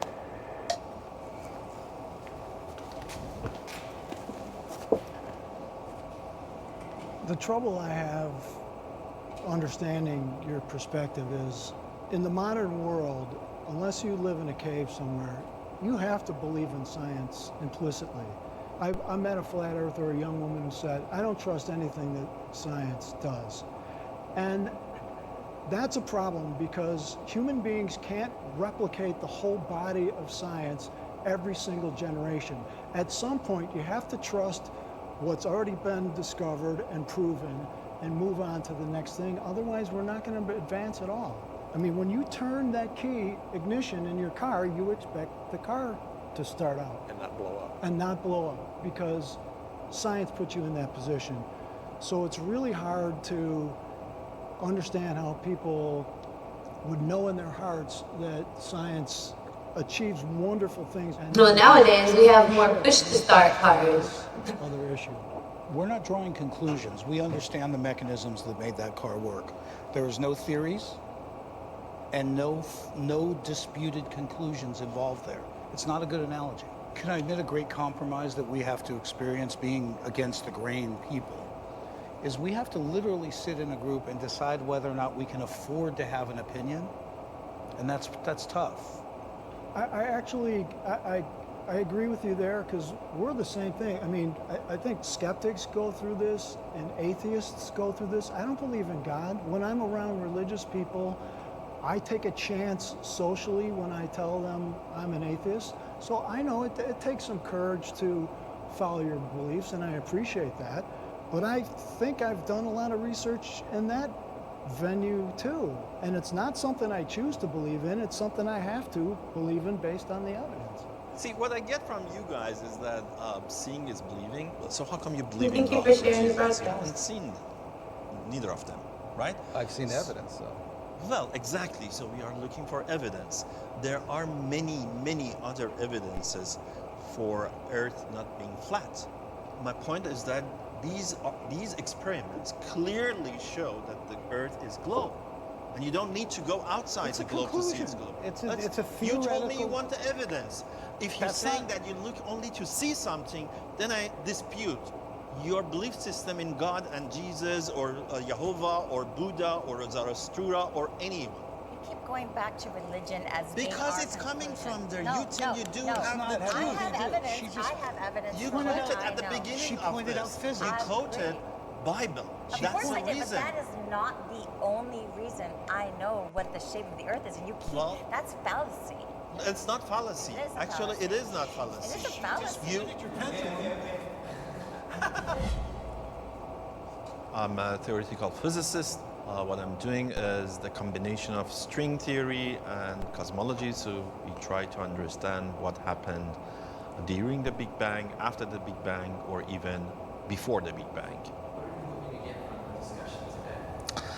Well, I hope I would be able, particularly to the young generation, to convince them that first, they should think critically and don't believe anything. They shouldn't take anything for granted. Look at the evidences and examine those evidences and throw away those claims that are not evidence-based. Science, not to put it down, but when you're talking about rocket science, this is very difficult for the majority of people to understand, and it's designed that way. And so, in a lot of ways, hiding behind rocket science is similar to religion. If you look at the Catholic Church back in the days, only we can interpret the Bible. You have to listen to what we say. So in a lot of ways, we're getting that same notion from science that says, only we can interpret what these numbers are. You just need to trust us. But then when we actually do go and test some of their equations and they don't work, does that beg the question for us to go and test it ourselves? Absolutely. I would say, one great thing about science is its predictability. Let's for a short moment, assume that your model, this flat Earth model, is correct. I don't know, what does it buy for us? What does it predict for us? So my question for you guys would be, next time, bring me something from your theory, your model, that you can predict something which the globe Earth model cannot predict. Then I would change my mind. I would just say that don't believe anything that I've said. You got to do your own research. And I think what you'll find is that you'll see that a puzzle piece doesn't fit. And the only way you're going to do that is if you put your own eyeballs on it. I don't blame people for being skeptical. I'm skeptical about a lot of different things. I applaud that instinct in you. But you have to go beyond just not believing in something. Ask the hard questions. Ask what qualifies a YouTuber a book author, anywhere else you're getting this information, what qualifies them to make wide-ranging comments about the shape of the Earth? Look, anybody who can overturn Einstein or some major theory is going to be eventually written in the halls of science for the rest of their lives. But they have to come up with the goods. They have to show good science-based evidence that what they say is true, and they have to withstand the test of time and peer review and the rigors of the scientific method. All right. Thank you. Ollie, it was nice to meet you. Very nice to meet you. Hey, I want to get you a copy of my novel. Oh, sure. And, hey, good job. Thank you guys for watching this episode of Middle Ground. Gosh, golly gee, Lucas.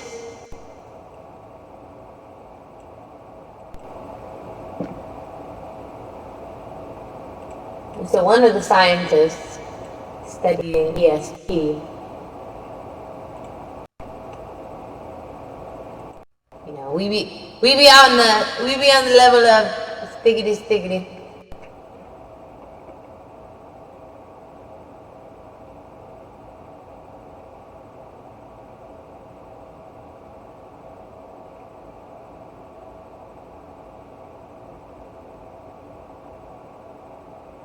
In Jammu. What is it? Jubilee? Jubilee? So I am interested in, you know, so the theory of ESP, I believe that I share with many people. Whenever we are thinking the same thing, whenever we are, you know, both striving towards, you know, some sort of conclusion to the hypothesis being connection. Because I believe, you know, I believe that I'm connected to y'all. I believe that I'm connected to certain people, certainly, and so I was reviewing one of our most recent videos, and I was like, the last thing I said was like, I was like, I'm not interested. No, I am interested. I think I was maybe responding to a comment. I would have to rewatch the video. No, I'm definitely, I'm for sure interested in everything that, you know, we talk about and everything that we kind of, you know, what is it? You know, we have the surface topic of, you know, of understanding and things and stuff and such. So I'm for sure interested.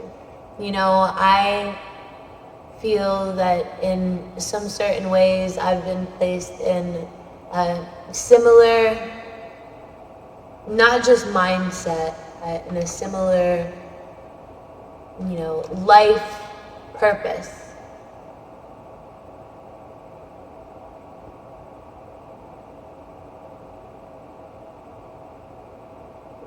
And within understanding similar life purpose, you know, I definitely am interested to learn more, to, you know, to listen more to your, you know, to your conclusive thoughts, to your hypothetical thoughts, you know, and ideas. And with that one scientist who studied ESP, I believe that I'm connected to y'all in a very deep way, and I believe that y'all are connected to me in a very deep way. and, you know, in a healthy way. And, you know, you don't have to necessarily trust online platforms. You don't necessarily have to trust the scientific method. You know, you don't have to necessarily believe in the same things I believe. That doesn't mean that we're not still connected. In a spiritual way, and in a somewhat scientific way, because if you think about the theory of ESP, it's the theory of connectedness. It's the theory of togetherness. And, you know, to realize how you can be so somehow entrenched in someone's life from just, you know, a comment, from your comments, you know, and from your point of view. You know, if you have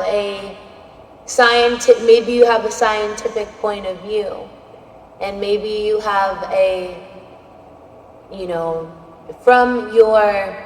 from the information that you can gather from watching and enjoying and, you know, innately being part of, you know, in some certain, you know, maybe not being part of, being connected, you know, in the certain ways of connectedness. You know, mentioning the flat earth was just, you know, kind of a topic, you know, within the realms of we are not that far apart, you know, we are closer together than we even realize.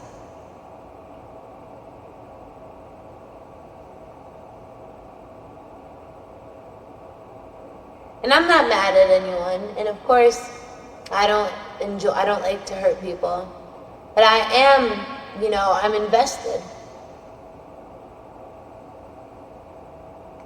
in the way that, you know, in the ways that I believe in y'all, in the ways that y'all believe in me, you know, and we love each other in very, you know, very simple yet complicated ways.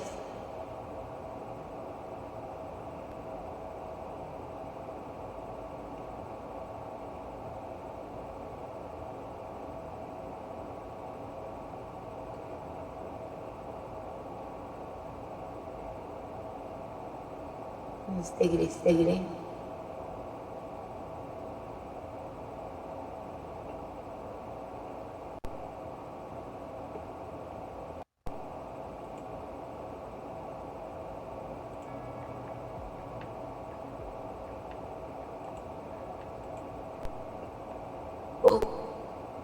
Alizi! My Alizi!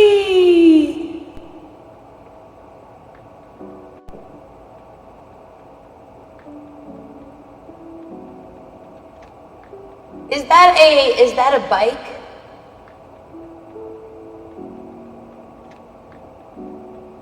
Take two papers, one and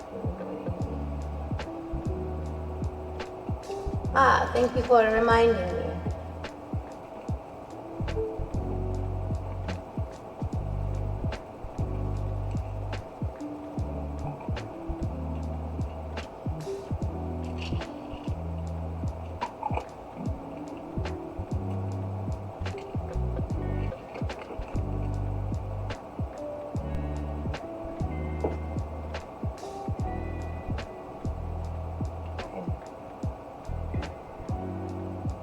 Yeah, for a lot of y'all, it's 12 o'clock at night.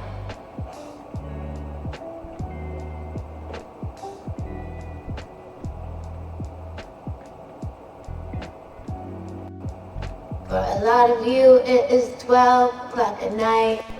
Maybe in the morning, we're inside it, our vibe. Our vibe doesn't thrive. Vibe to every end. Corner of the globe, you're my friend. I'm your friend till the end. I love you and need you too, because we are stuck something like cosmic glue, our souls to one another.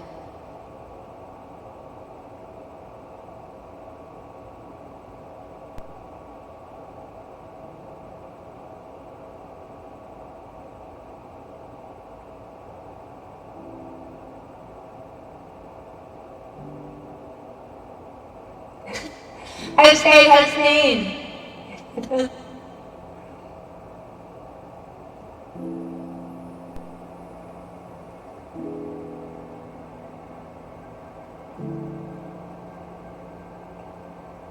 Where did you take that?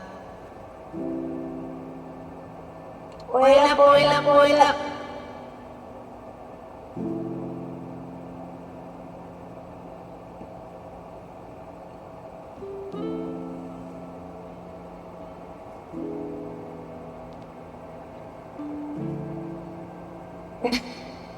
I was gonna make a Facebook post that I do believe, and I am interested to believe.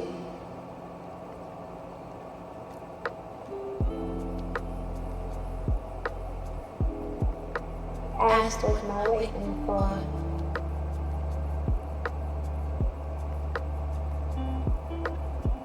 I'll be dead.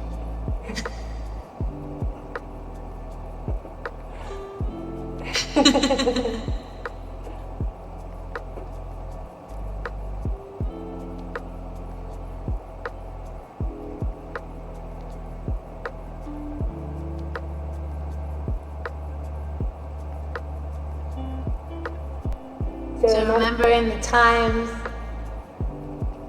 that, you know, whenever there's a quesadilla, a cheese quesadilla, and you pull the quesadillas apart and they're still stuck together in the middle.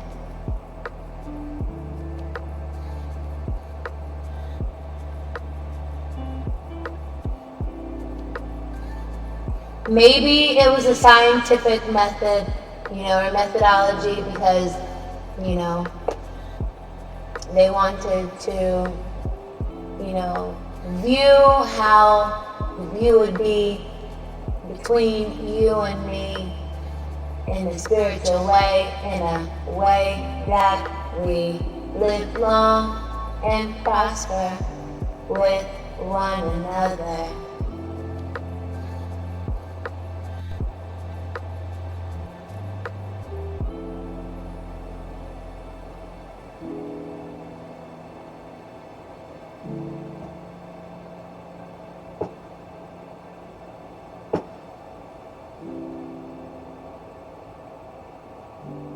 In an infinite loop.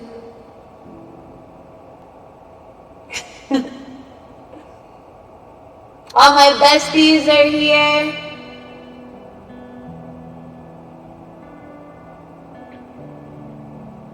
So, from the theory of a globe, you know, it seems as though, you know, we're spaced out and really here together.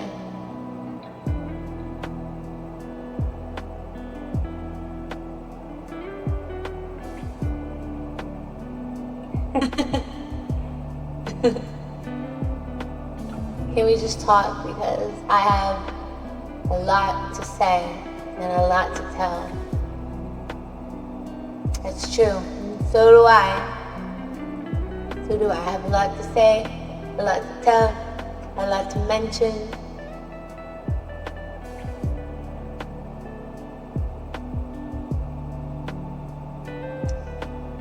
And it's amazing whenever,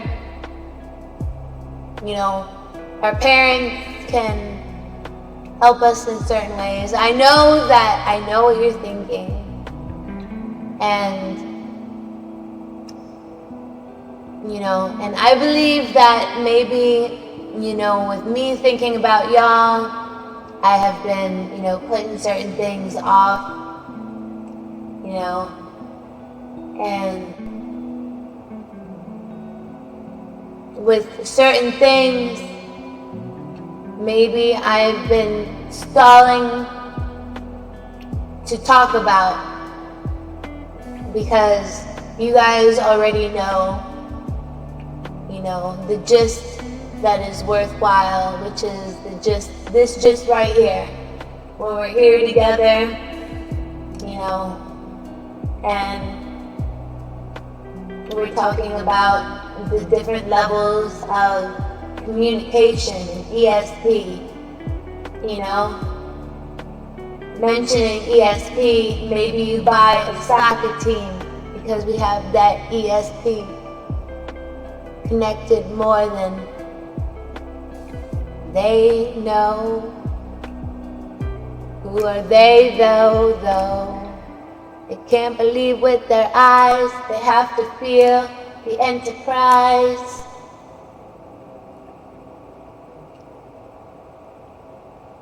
With their spiritual bodies. You have to meditate.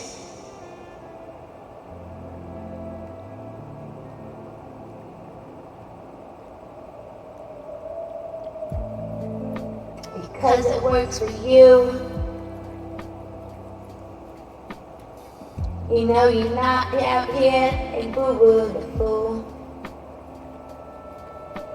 Maybe you are out here like boo-boo the fool. Because it works for me, it works for you. Reason of denying, the flying through the energy waves.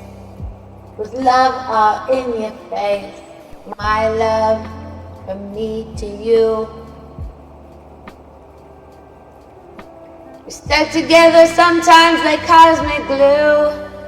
Ali Z and Hootie Hoo.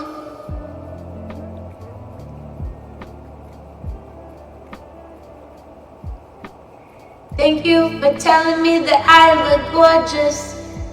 Your comments are gorgeous today. You like my song, there's a lo-fi girl. In a lo-fi girl kind of way, feeling strange and weird, like it's how I talk to you. You're not a stranger. Did you know? And your odyssey could be danger too.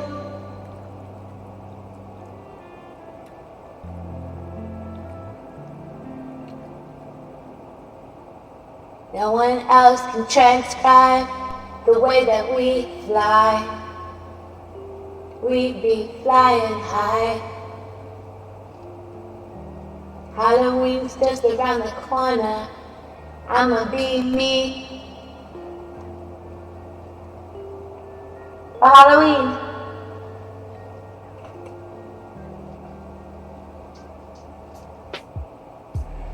I'ma be me for Halloween.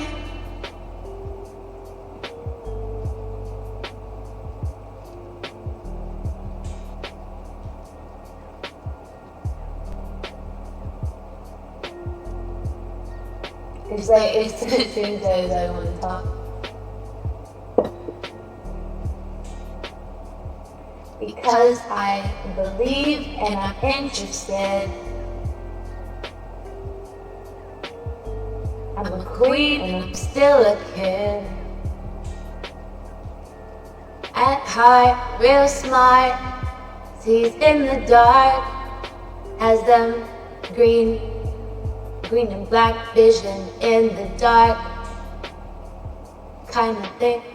Call it Noah's Ark. Ark of the Covenant. 'Cause our love is permanent. Hydrated servers.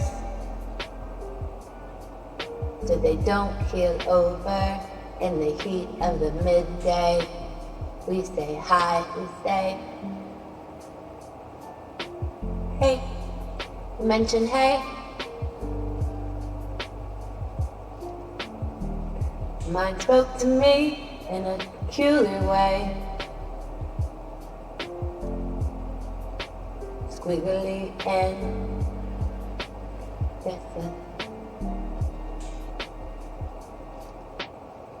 wacky spirits still reminding me of how I missed you so dearly.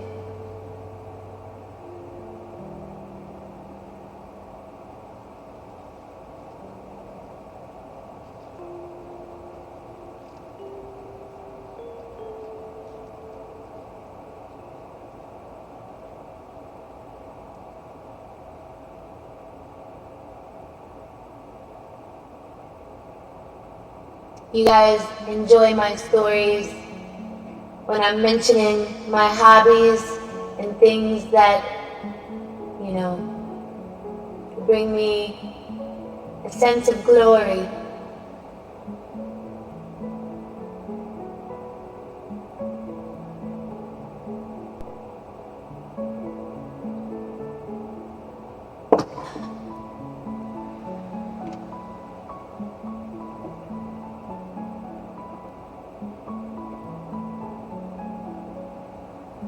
Who's that answer? You want to listen? We are tight. I was mentioning something that I had watched in a movie. And it was, you know, I haven't been pregnant yet because my pussy's too tight.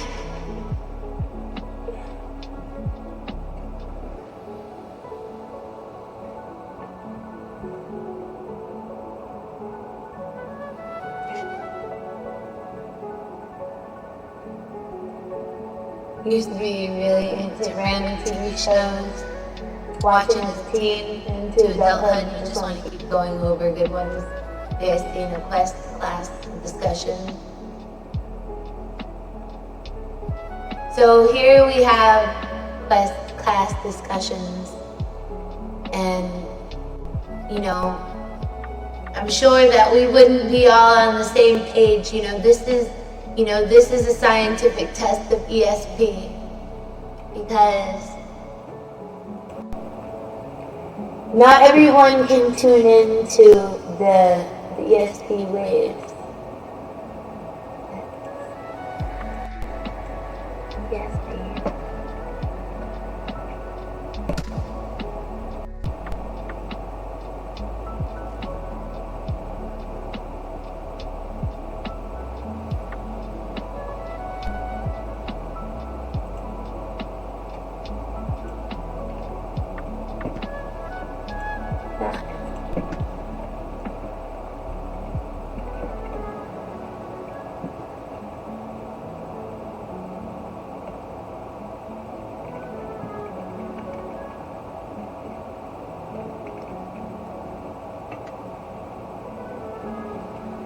Extrasensory perception.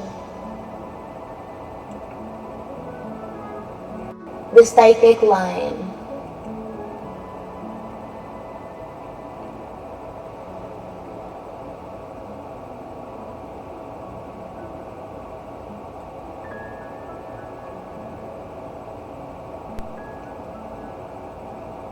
Astrology, best psychic medium reading. Clairvoyant, love psychic, phone psychics, psychic symbols. Extrasensory perception. Understand ESP types, signs, and psychic development. Extra perception, commonly known as ESP, has fascinated humans for centuries. It's often associated with the psychic ability, intuition, and unexplained understandings. ESP refers to receiving information without using the 5 physical senses, from telepathy to clairvoyance. This phenomenon is at the heart of many psychic readings and spiritual practices. In this post, we'll explore what ESP is, types of extrasensory perceptions, signs you might have ESP, how to develop your psychic abilities, whether you're curious, skeptical, or exploring your spiritual gifts. Understanding ESP can open a door to a deeper self-awareness and connection.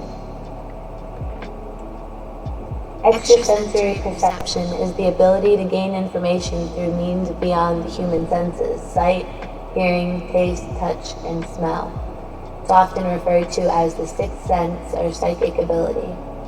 ESP can manifest in many ways, including sensing danger before it happens, knowing someone is calling before the phone rings, receiving mental images, emotions, or messages from others without verbal communication, intuitively understanding a person or situation through a logical explanation. The concept of ESP isn't new. Ancient civilizations, including those in Egypt, Greece, India, and China, embraced the idea of spiritual perception and psychic powers. Seers, shamans, and oracles were often believed to receive divine messages through extrasensory means. In modern history, ESP gained attention in the late 19th and early 20th century during the rise of spiritualism in the paranormal research movement. A psychologist at Duke University conducted some of the first laboratory experiments on ESP, coining the term like telepathy, clairvoyance, and precognition. Today, ESP continues to be studied in the field of parapsychology, though it remains a controversial topic in mainstream science. There's telepathy, which is the ability to read or sense another person's thoughts or emotions. This can be experienced through spontaneous thoughts, mental images, or emotional impressions from another person without physical cues. Clairvoyance or clear seeing involves visual information psychically. Clairvoyants might see symbols, people, places, or events in their mind's eyes that are not visible to others. It's often used in psychic readings and spirit communication. There's clairsentience, is the clear feeling or the lucid feeling, is the ability to sense energy, emotions, or information through physical senses. Empaths are often clairsentient. They can physically feel what others are feeling. Clairaudience means clear hearing or lucid hearing, the psychic ability to hear voices, sounds, or messages not coming from the physical world. This might come through as a voice in the mind, similar to your inner voice, but distinct in tone or message. Precognition is the ability to perceive future events before they happen. It may occur through dreams, gut feelings, or visions. This type of ESP is often reported in stories, avoided accidents, or predicting major life changes. Retrocognition is the psychic perception of past events that you did not experience firsthand. This might come in flashes of insight, past life memories, or a strong sense of familiarity with places or people. Mediumship overlaps with clairvoyance and clairaudience. It specifically refers to communicating with spirits or entities from beyond the physical realm. And then there's a scientific perspective on ESP. Mainstream science remains skeptical of ESP, largely because it's difficult to measure under controlled conditions. However, many scientists and researchers have conducted experiments to test psychic ability with varying results.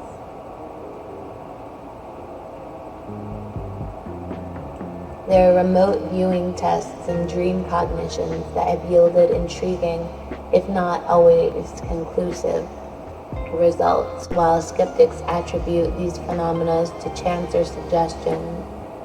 Believers argue that ESP works on subtle energetic frequencies that current science is not yet fully understood. Common signs you may have ESP. You often know things before they happen, precognition. You experience vivid or symbolic dreams that seem to predict real-life events. You get strong gut feelings or intuitive hits that are usually accurate. You pick up on people's moods, pain, energy without being told. You've had mental downloads or visions during meditation or daydreaming. You feel connected to a spirit or guiding presence. You have had paranormal experiences or seen apparitions.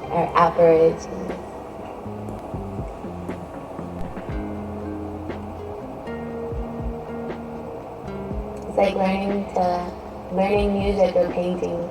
Developing ESP it requires awareness, trust in your intuition, time and patience, and consistent practice.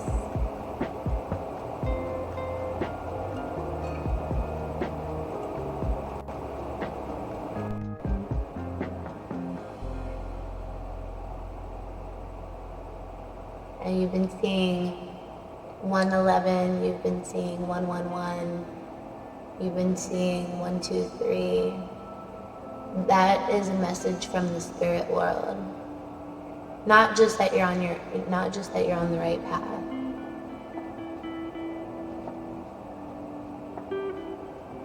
And that you're starting to understand yourself and those around you more connectedly. And it's not necessarily to say that you are, because I have lucid dreams. So in my dreams last night, I had two different dreams. And one of these dreams, I was crossing a muddy path, and there were two planks of wood, and that I had placed the two planks of wood together so I could balance on the wood and not step in the mud. And there were, my ex was in my dream, and I was guiding people. I remember it almost like I was like a hiking guide or something, and I was guiding people through the mud. And I was utilizing, my tools. I had two planks of wood, and then I laid the two planks of wood so everyone could walk through the mud, and without being muddy.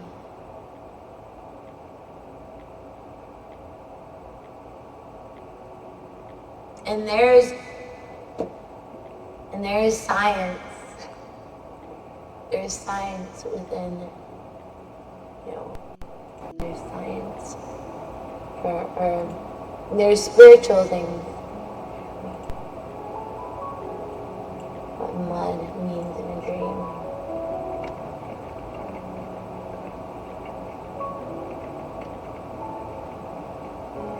Interpretation.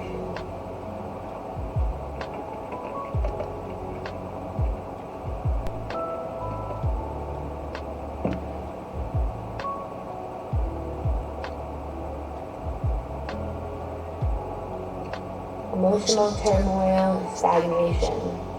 So I was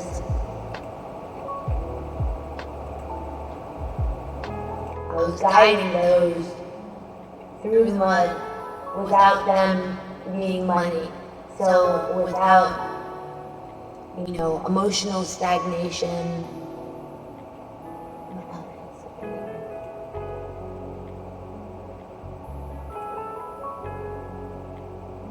and without being stuck or hindered.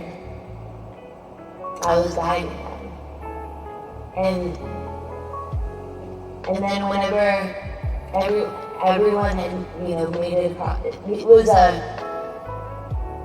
it must have been a stream of water, something that had dried up, and there was still the watery mud, and then they were holding my hand also so I could walk across, because I let everyone walk across.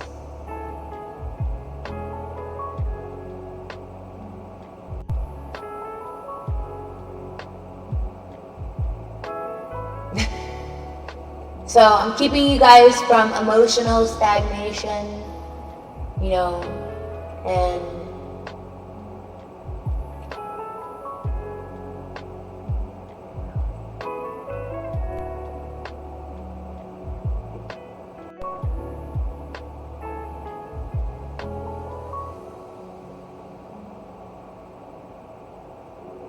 there's someone who like me who is close to reaching something and cancels that.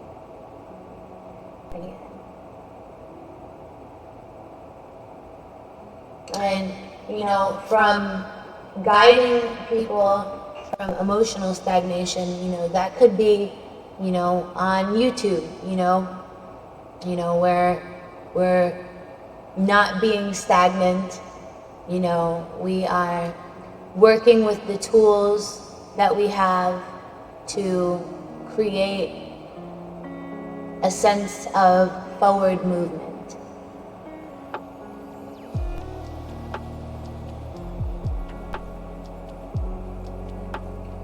So within the flat earth theory, the celestial bodies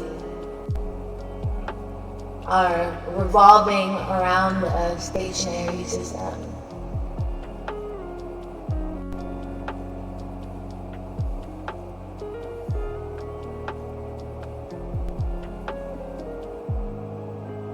Did I say emotional bodies? Yes.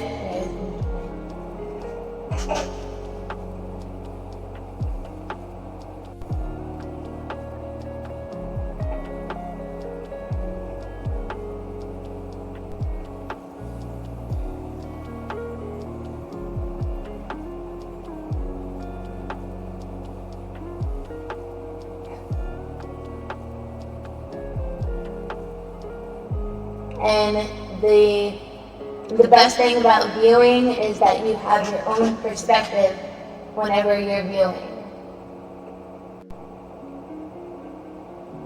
We didn't speak much about the flat earth theory.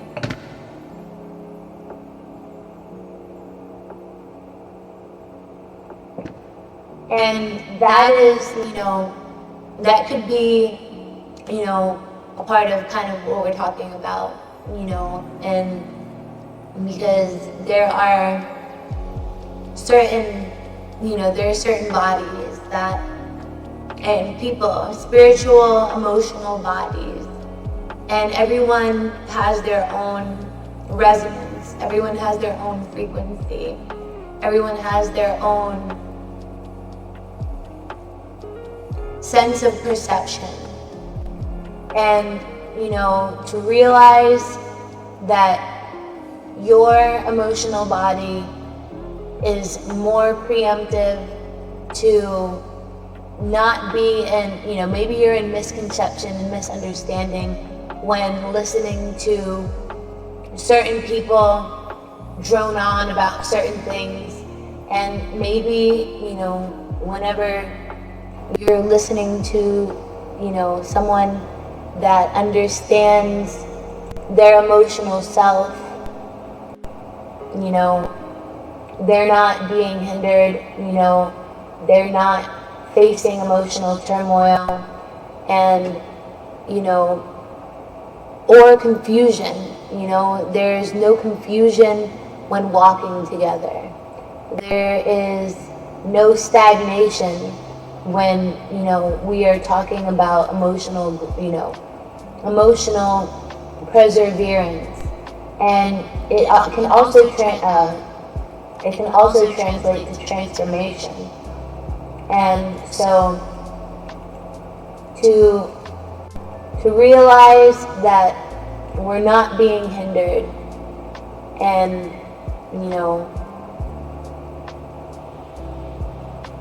and that we are sharing wisdom, and that and our wisdom together is stiggity,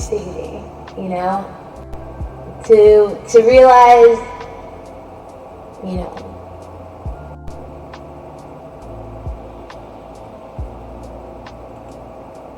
that there is transformation. There is, so many senses of growth, and that we're growing, and whenever we mention growth, it's not in a negative way. We're talking about emotional growth, and, not emotional stagnation.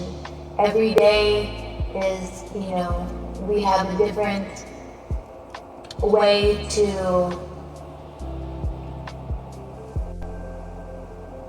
stand for forward movement without, and we can translate from many different points of reference.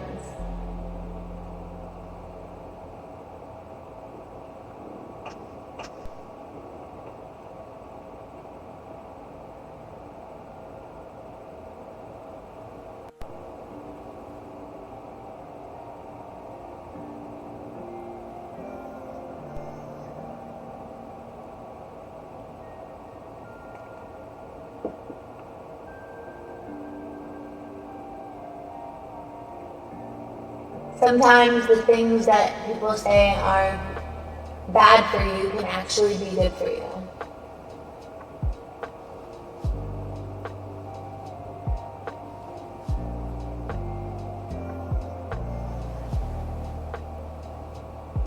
You shouldn't regret the past.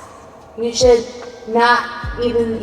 let the past define you. You are moving through the essence of who you are, not based on the past, because the past will only drag you down.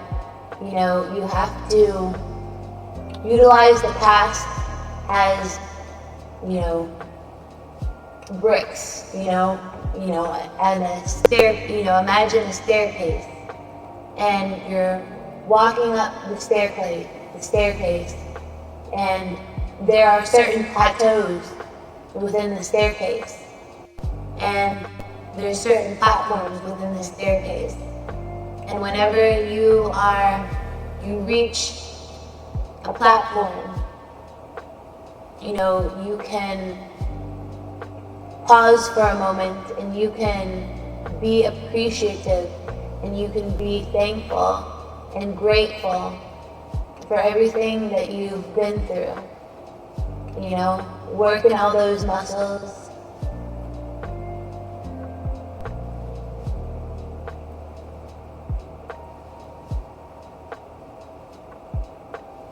Sometimes, whenever you are not being emotionally stagnant, whenever you are flowing, sometimes it is hard sometimes it's, you have a little bit of offset insomnia, because your mind is, thinking about everything that you've been through to this point. And to this point, we can communicate. From this point, we can share love, appreciation, and stiggity. Shared thought and investing, general good, inspiring dreams yearn.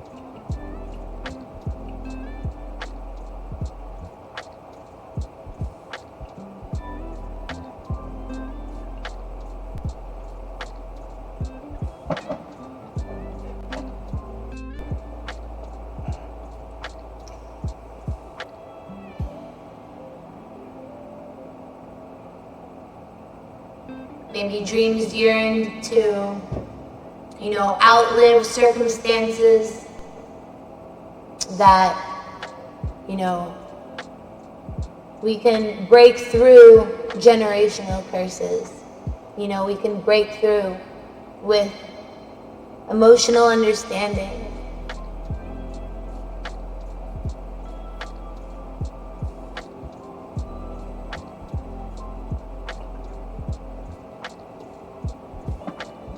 And hug.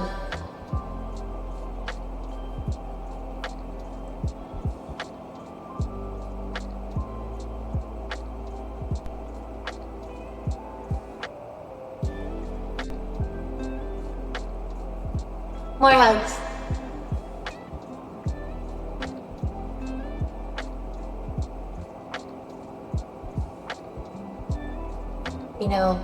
Hugging yourself and hugging, releases oxytocin.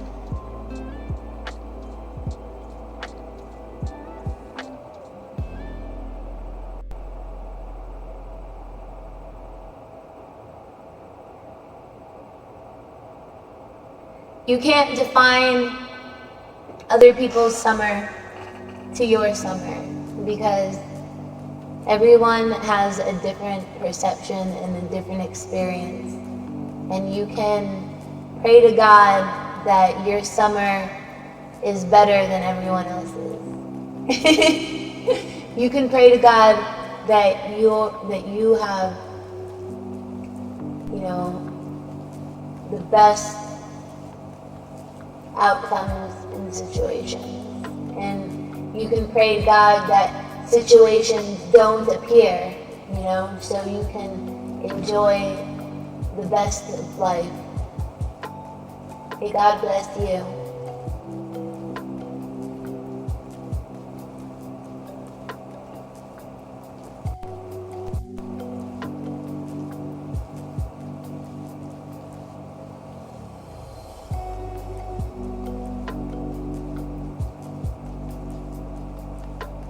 You are beautiful, Alice.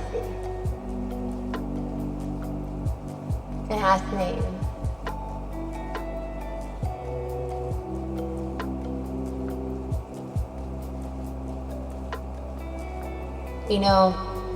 We have started a trend where around a certain time, you guys are waiting for me to stream. Y'all are waiting for us to make an episode together. And there's just, through our conversations, there's so much to be gathered.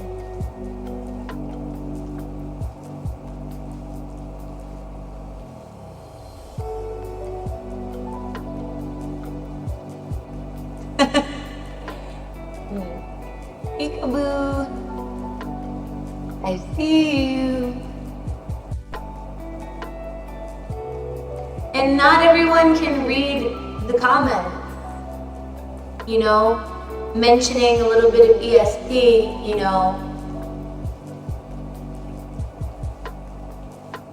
no offense, even if they are translated, sometimes, it's hard for individuals to translate even, clear statements, lucid statements.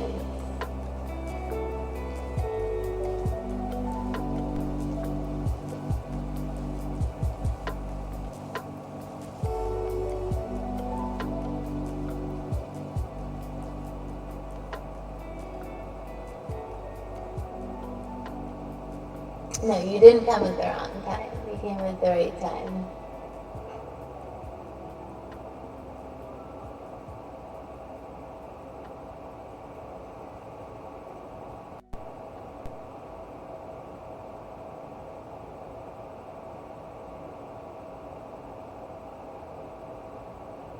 It's similar to hearing penguin songs.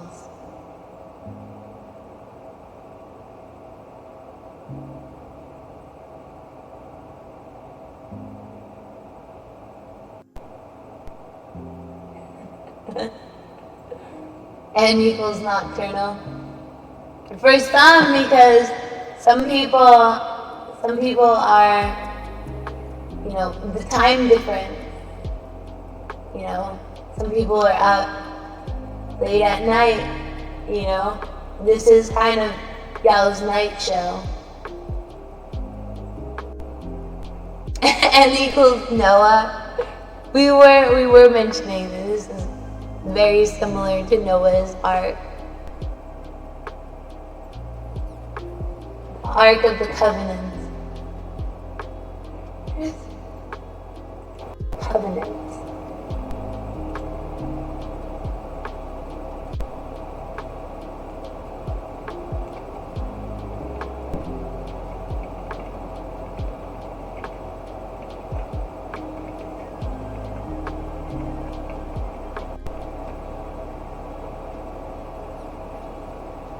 There are different types of covenants.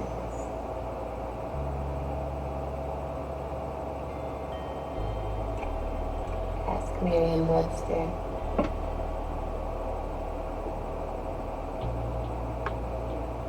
Covenant is usually a form of solemn and binding agreement. It's a written agreement or promise, usually under seal, between two or more parties, especially for the performance of some action. The common law action to recover damages for breach such as a contract. A promise, a pledge, the contract. Promised by a covenant.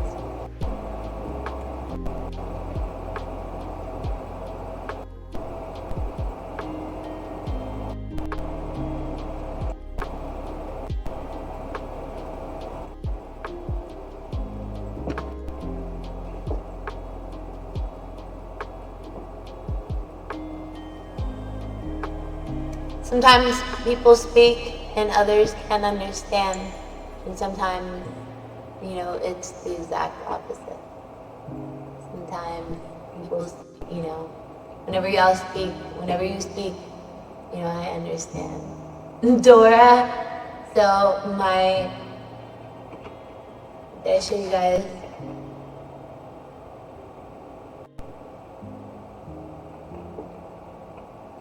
My certificate of achievement.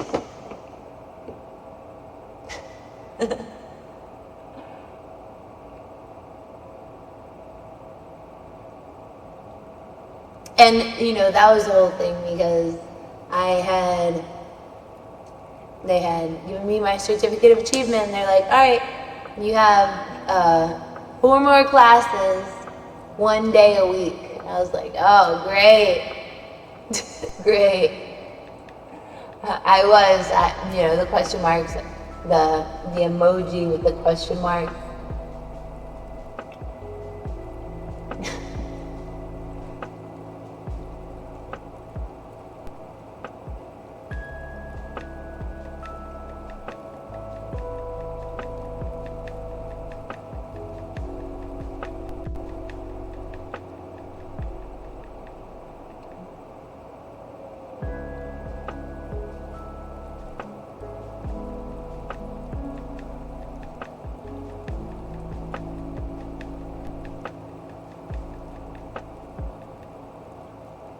Who's my favorite one of the heart?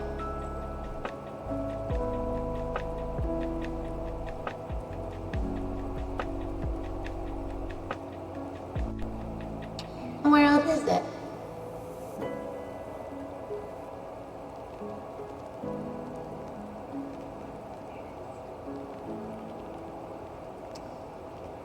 There's this one with the question marks.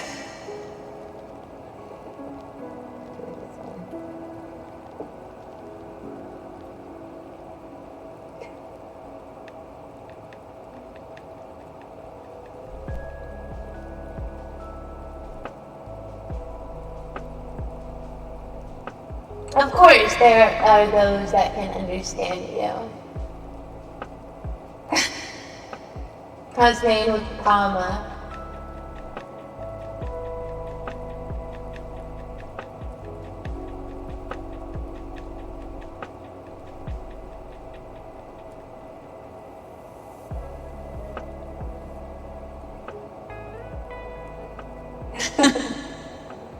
Of course you deserve love.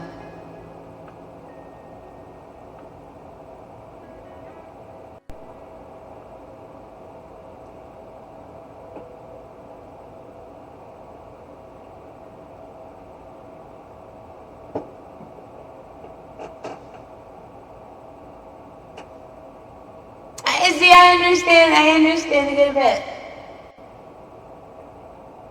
I do understand a good bit. Whoa.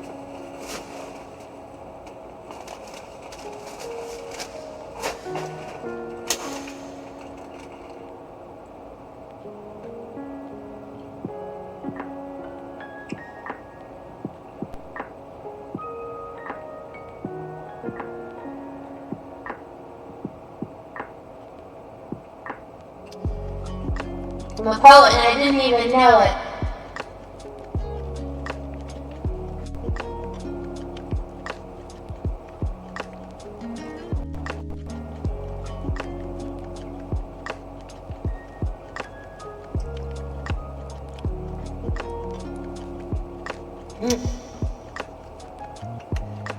Loading, loading.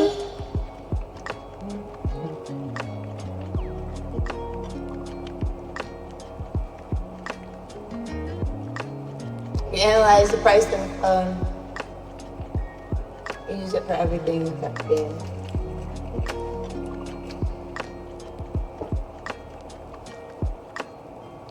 Well, hopefully our diamonds will translate to views and subscriptions. I've seen a channel that only has, around 100 subscribers and they have millions of views.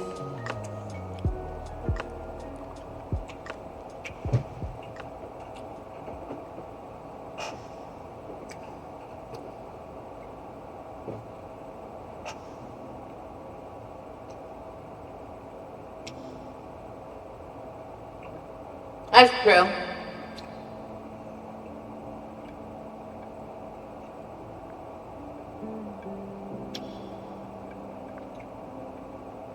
That's true.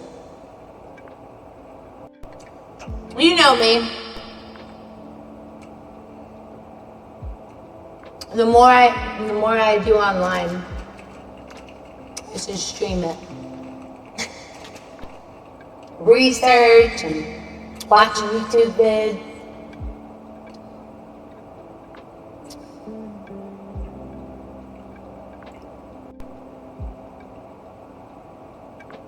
Good night, Jeff.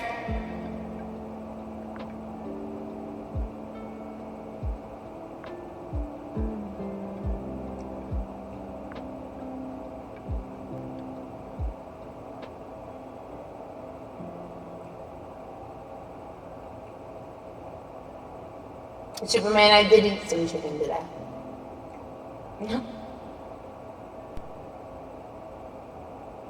Always looking for you, my rose.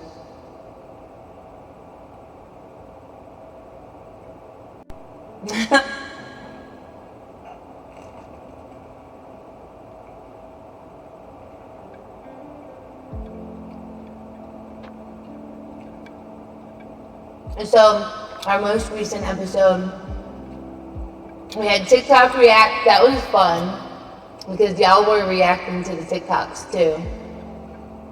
And we had a Hot Ones.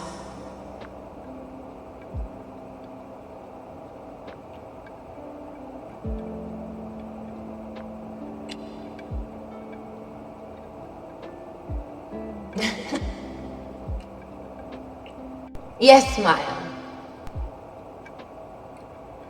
I always used to smirk.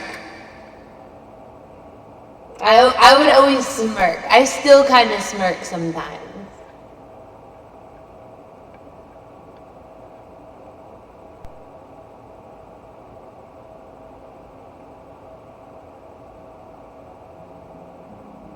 Can you boil an egg?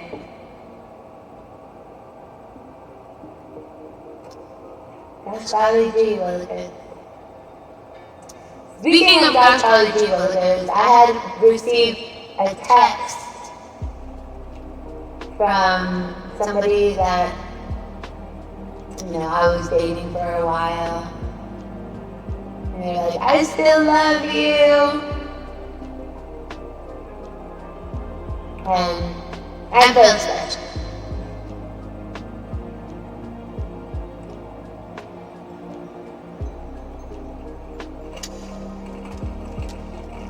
I felt really special.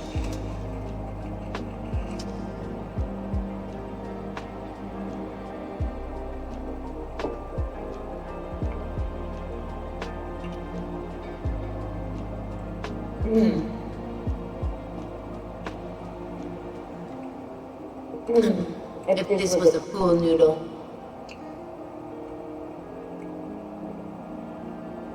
You still love me?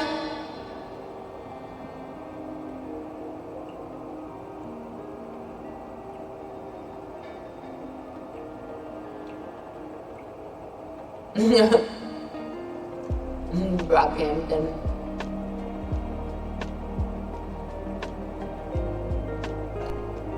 Gold chain kitten.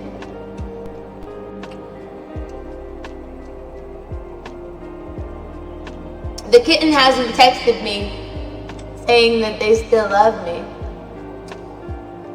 So I don't know what to think about the kitten. Kittens kind of have semi-opposable thumbs.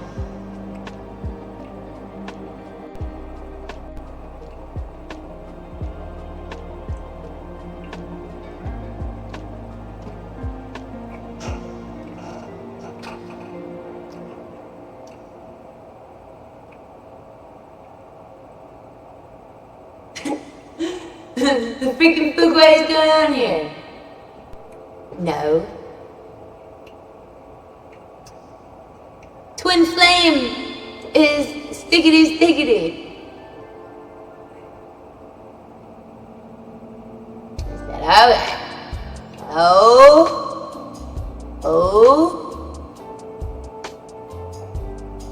Just put my focus in water bottle beside. I use water bottles for my coffee.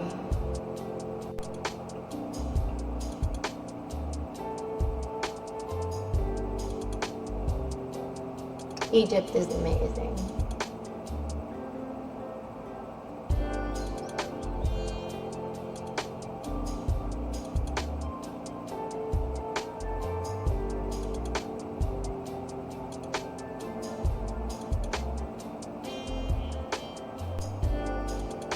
I want to go. Don't be bashful.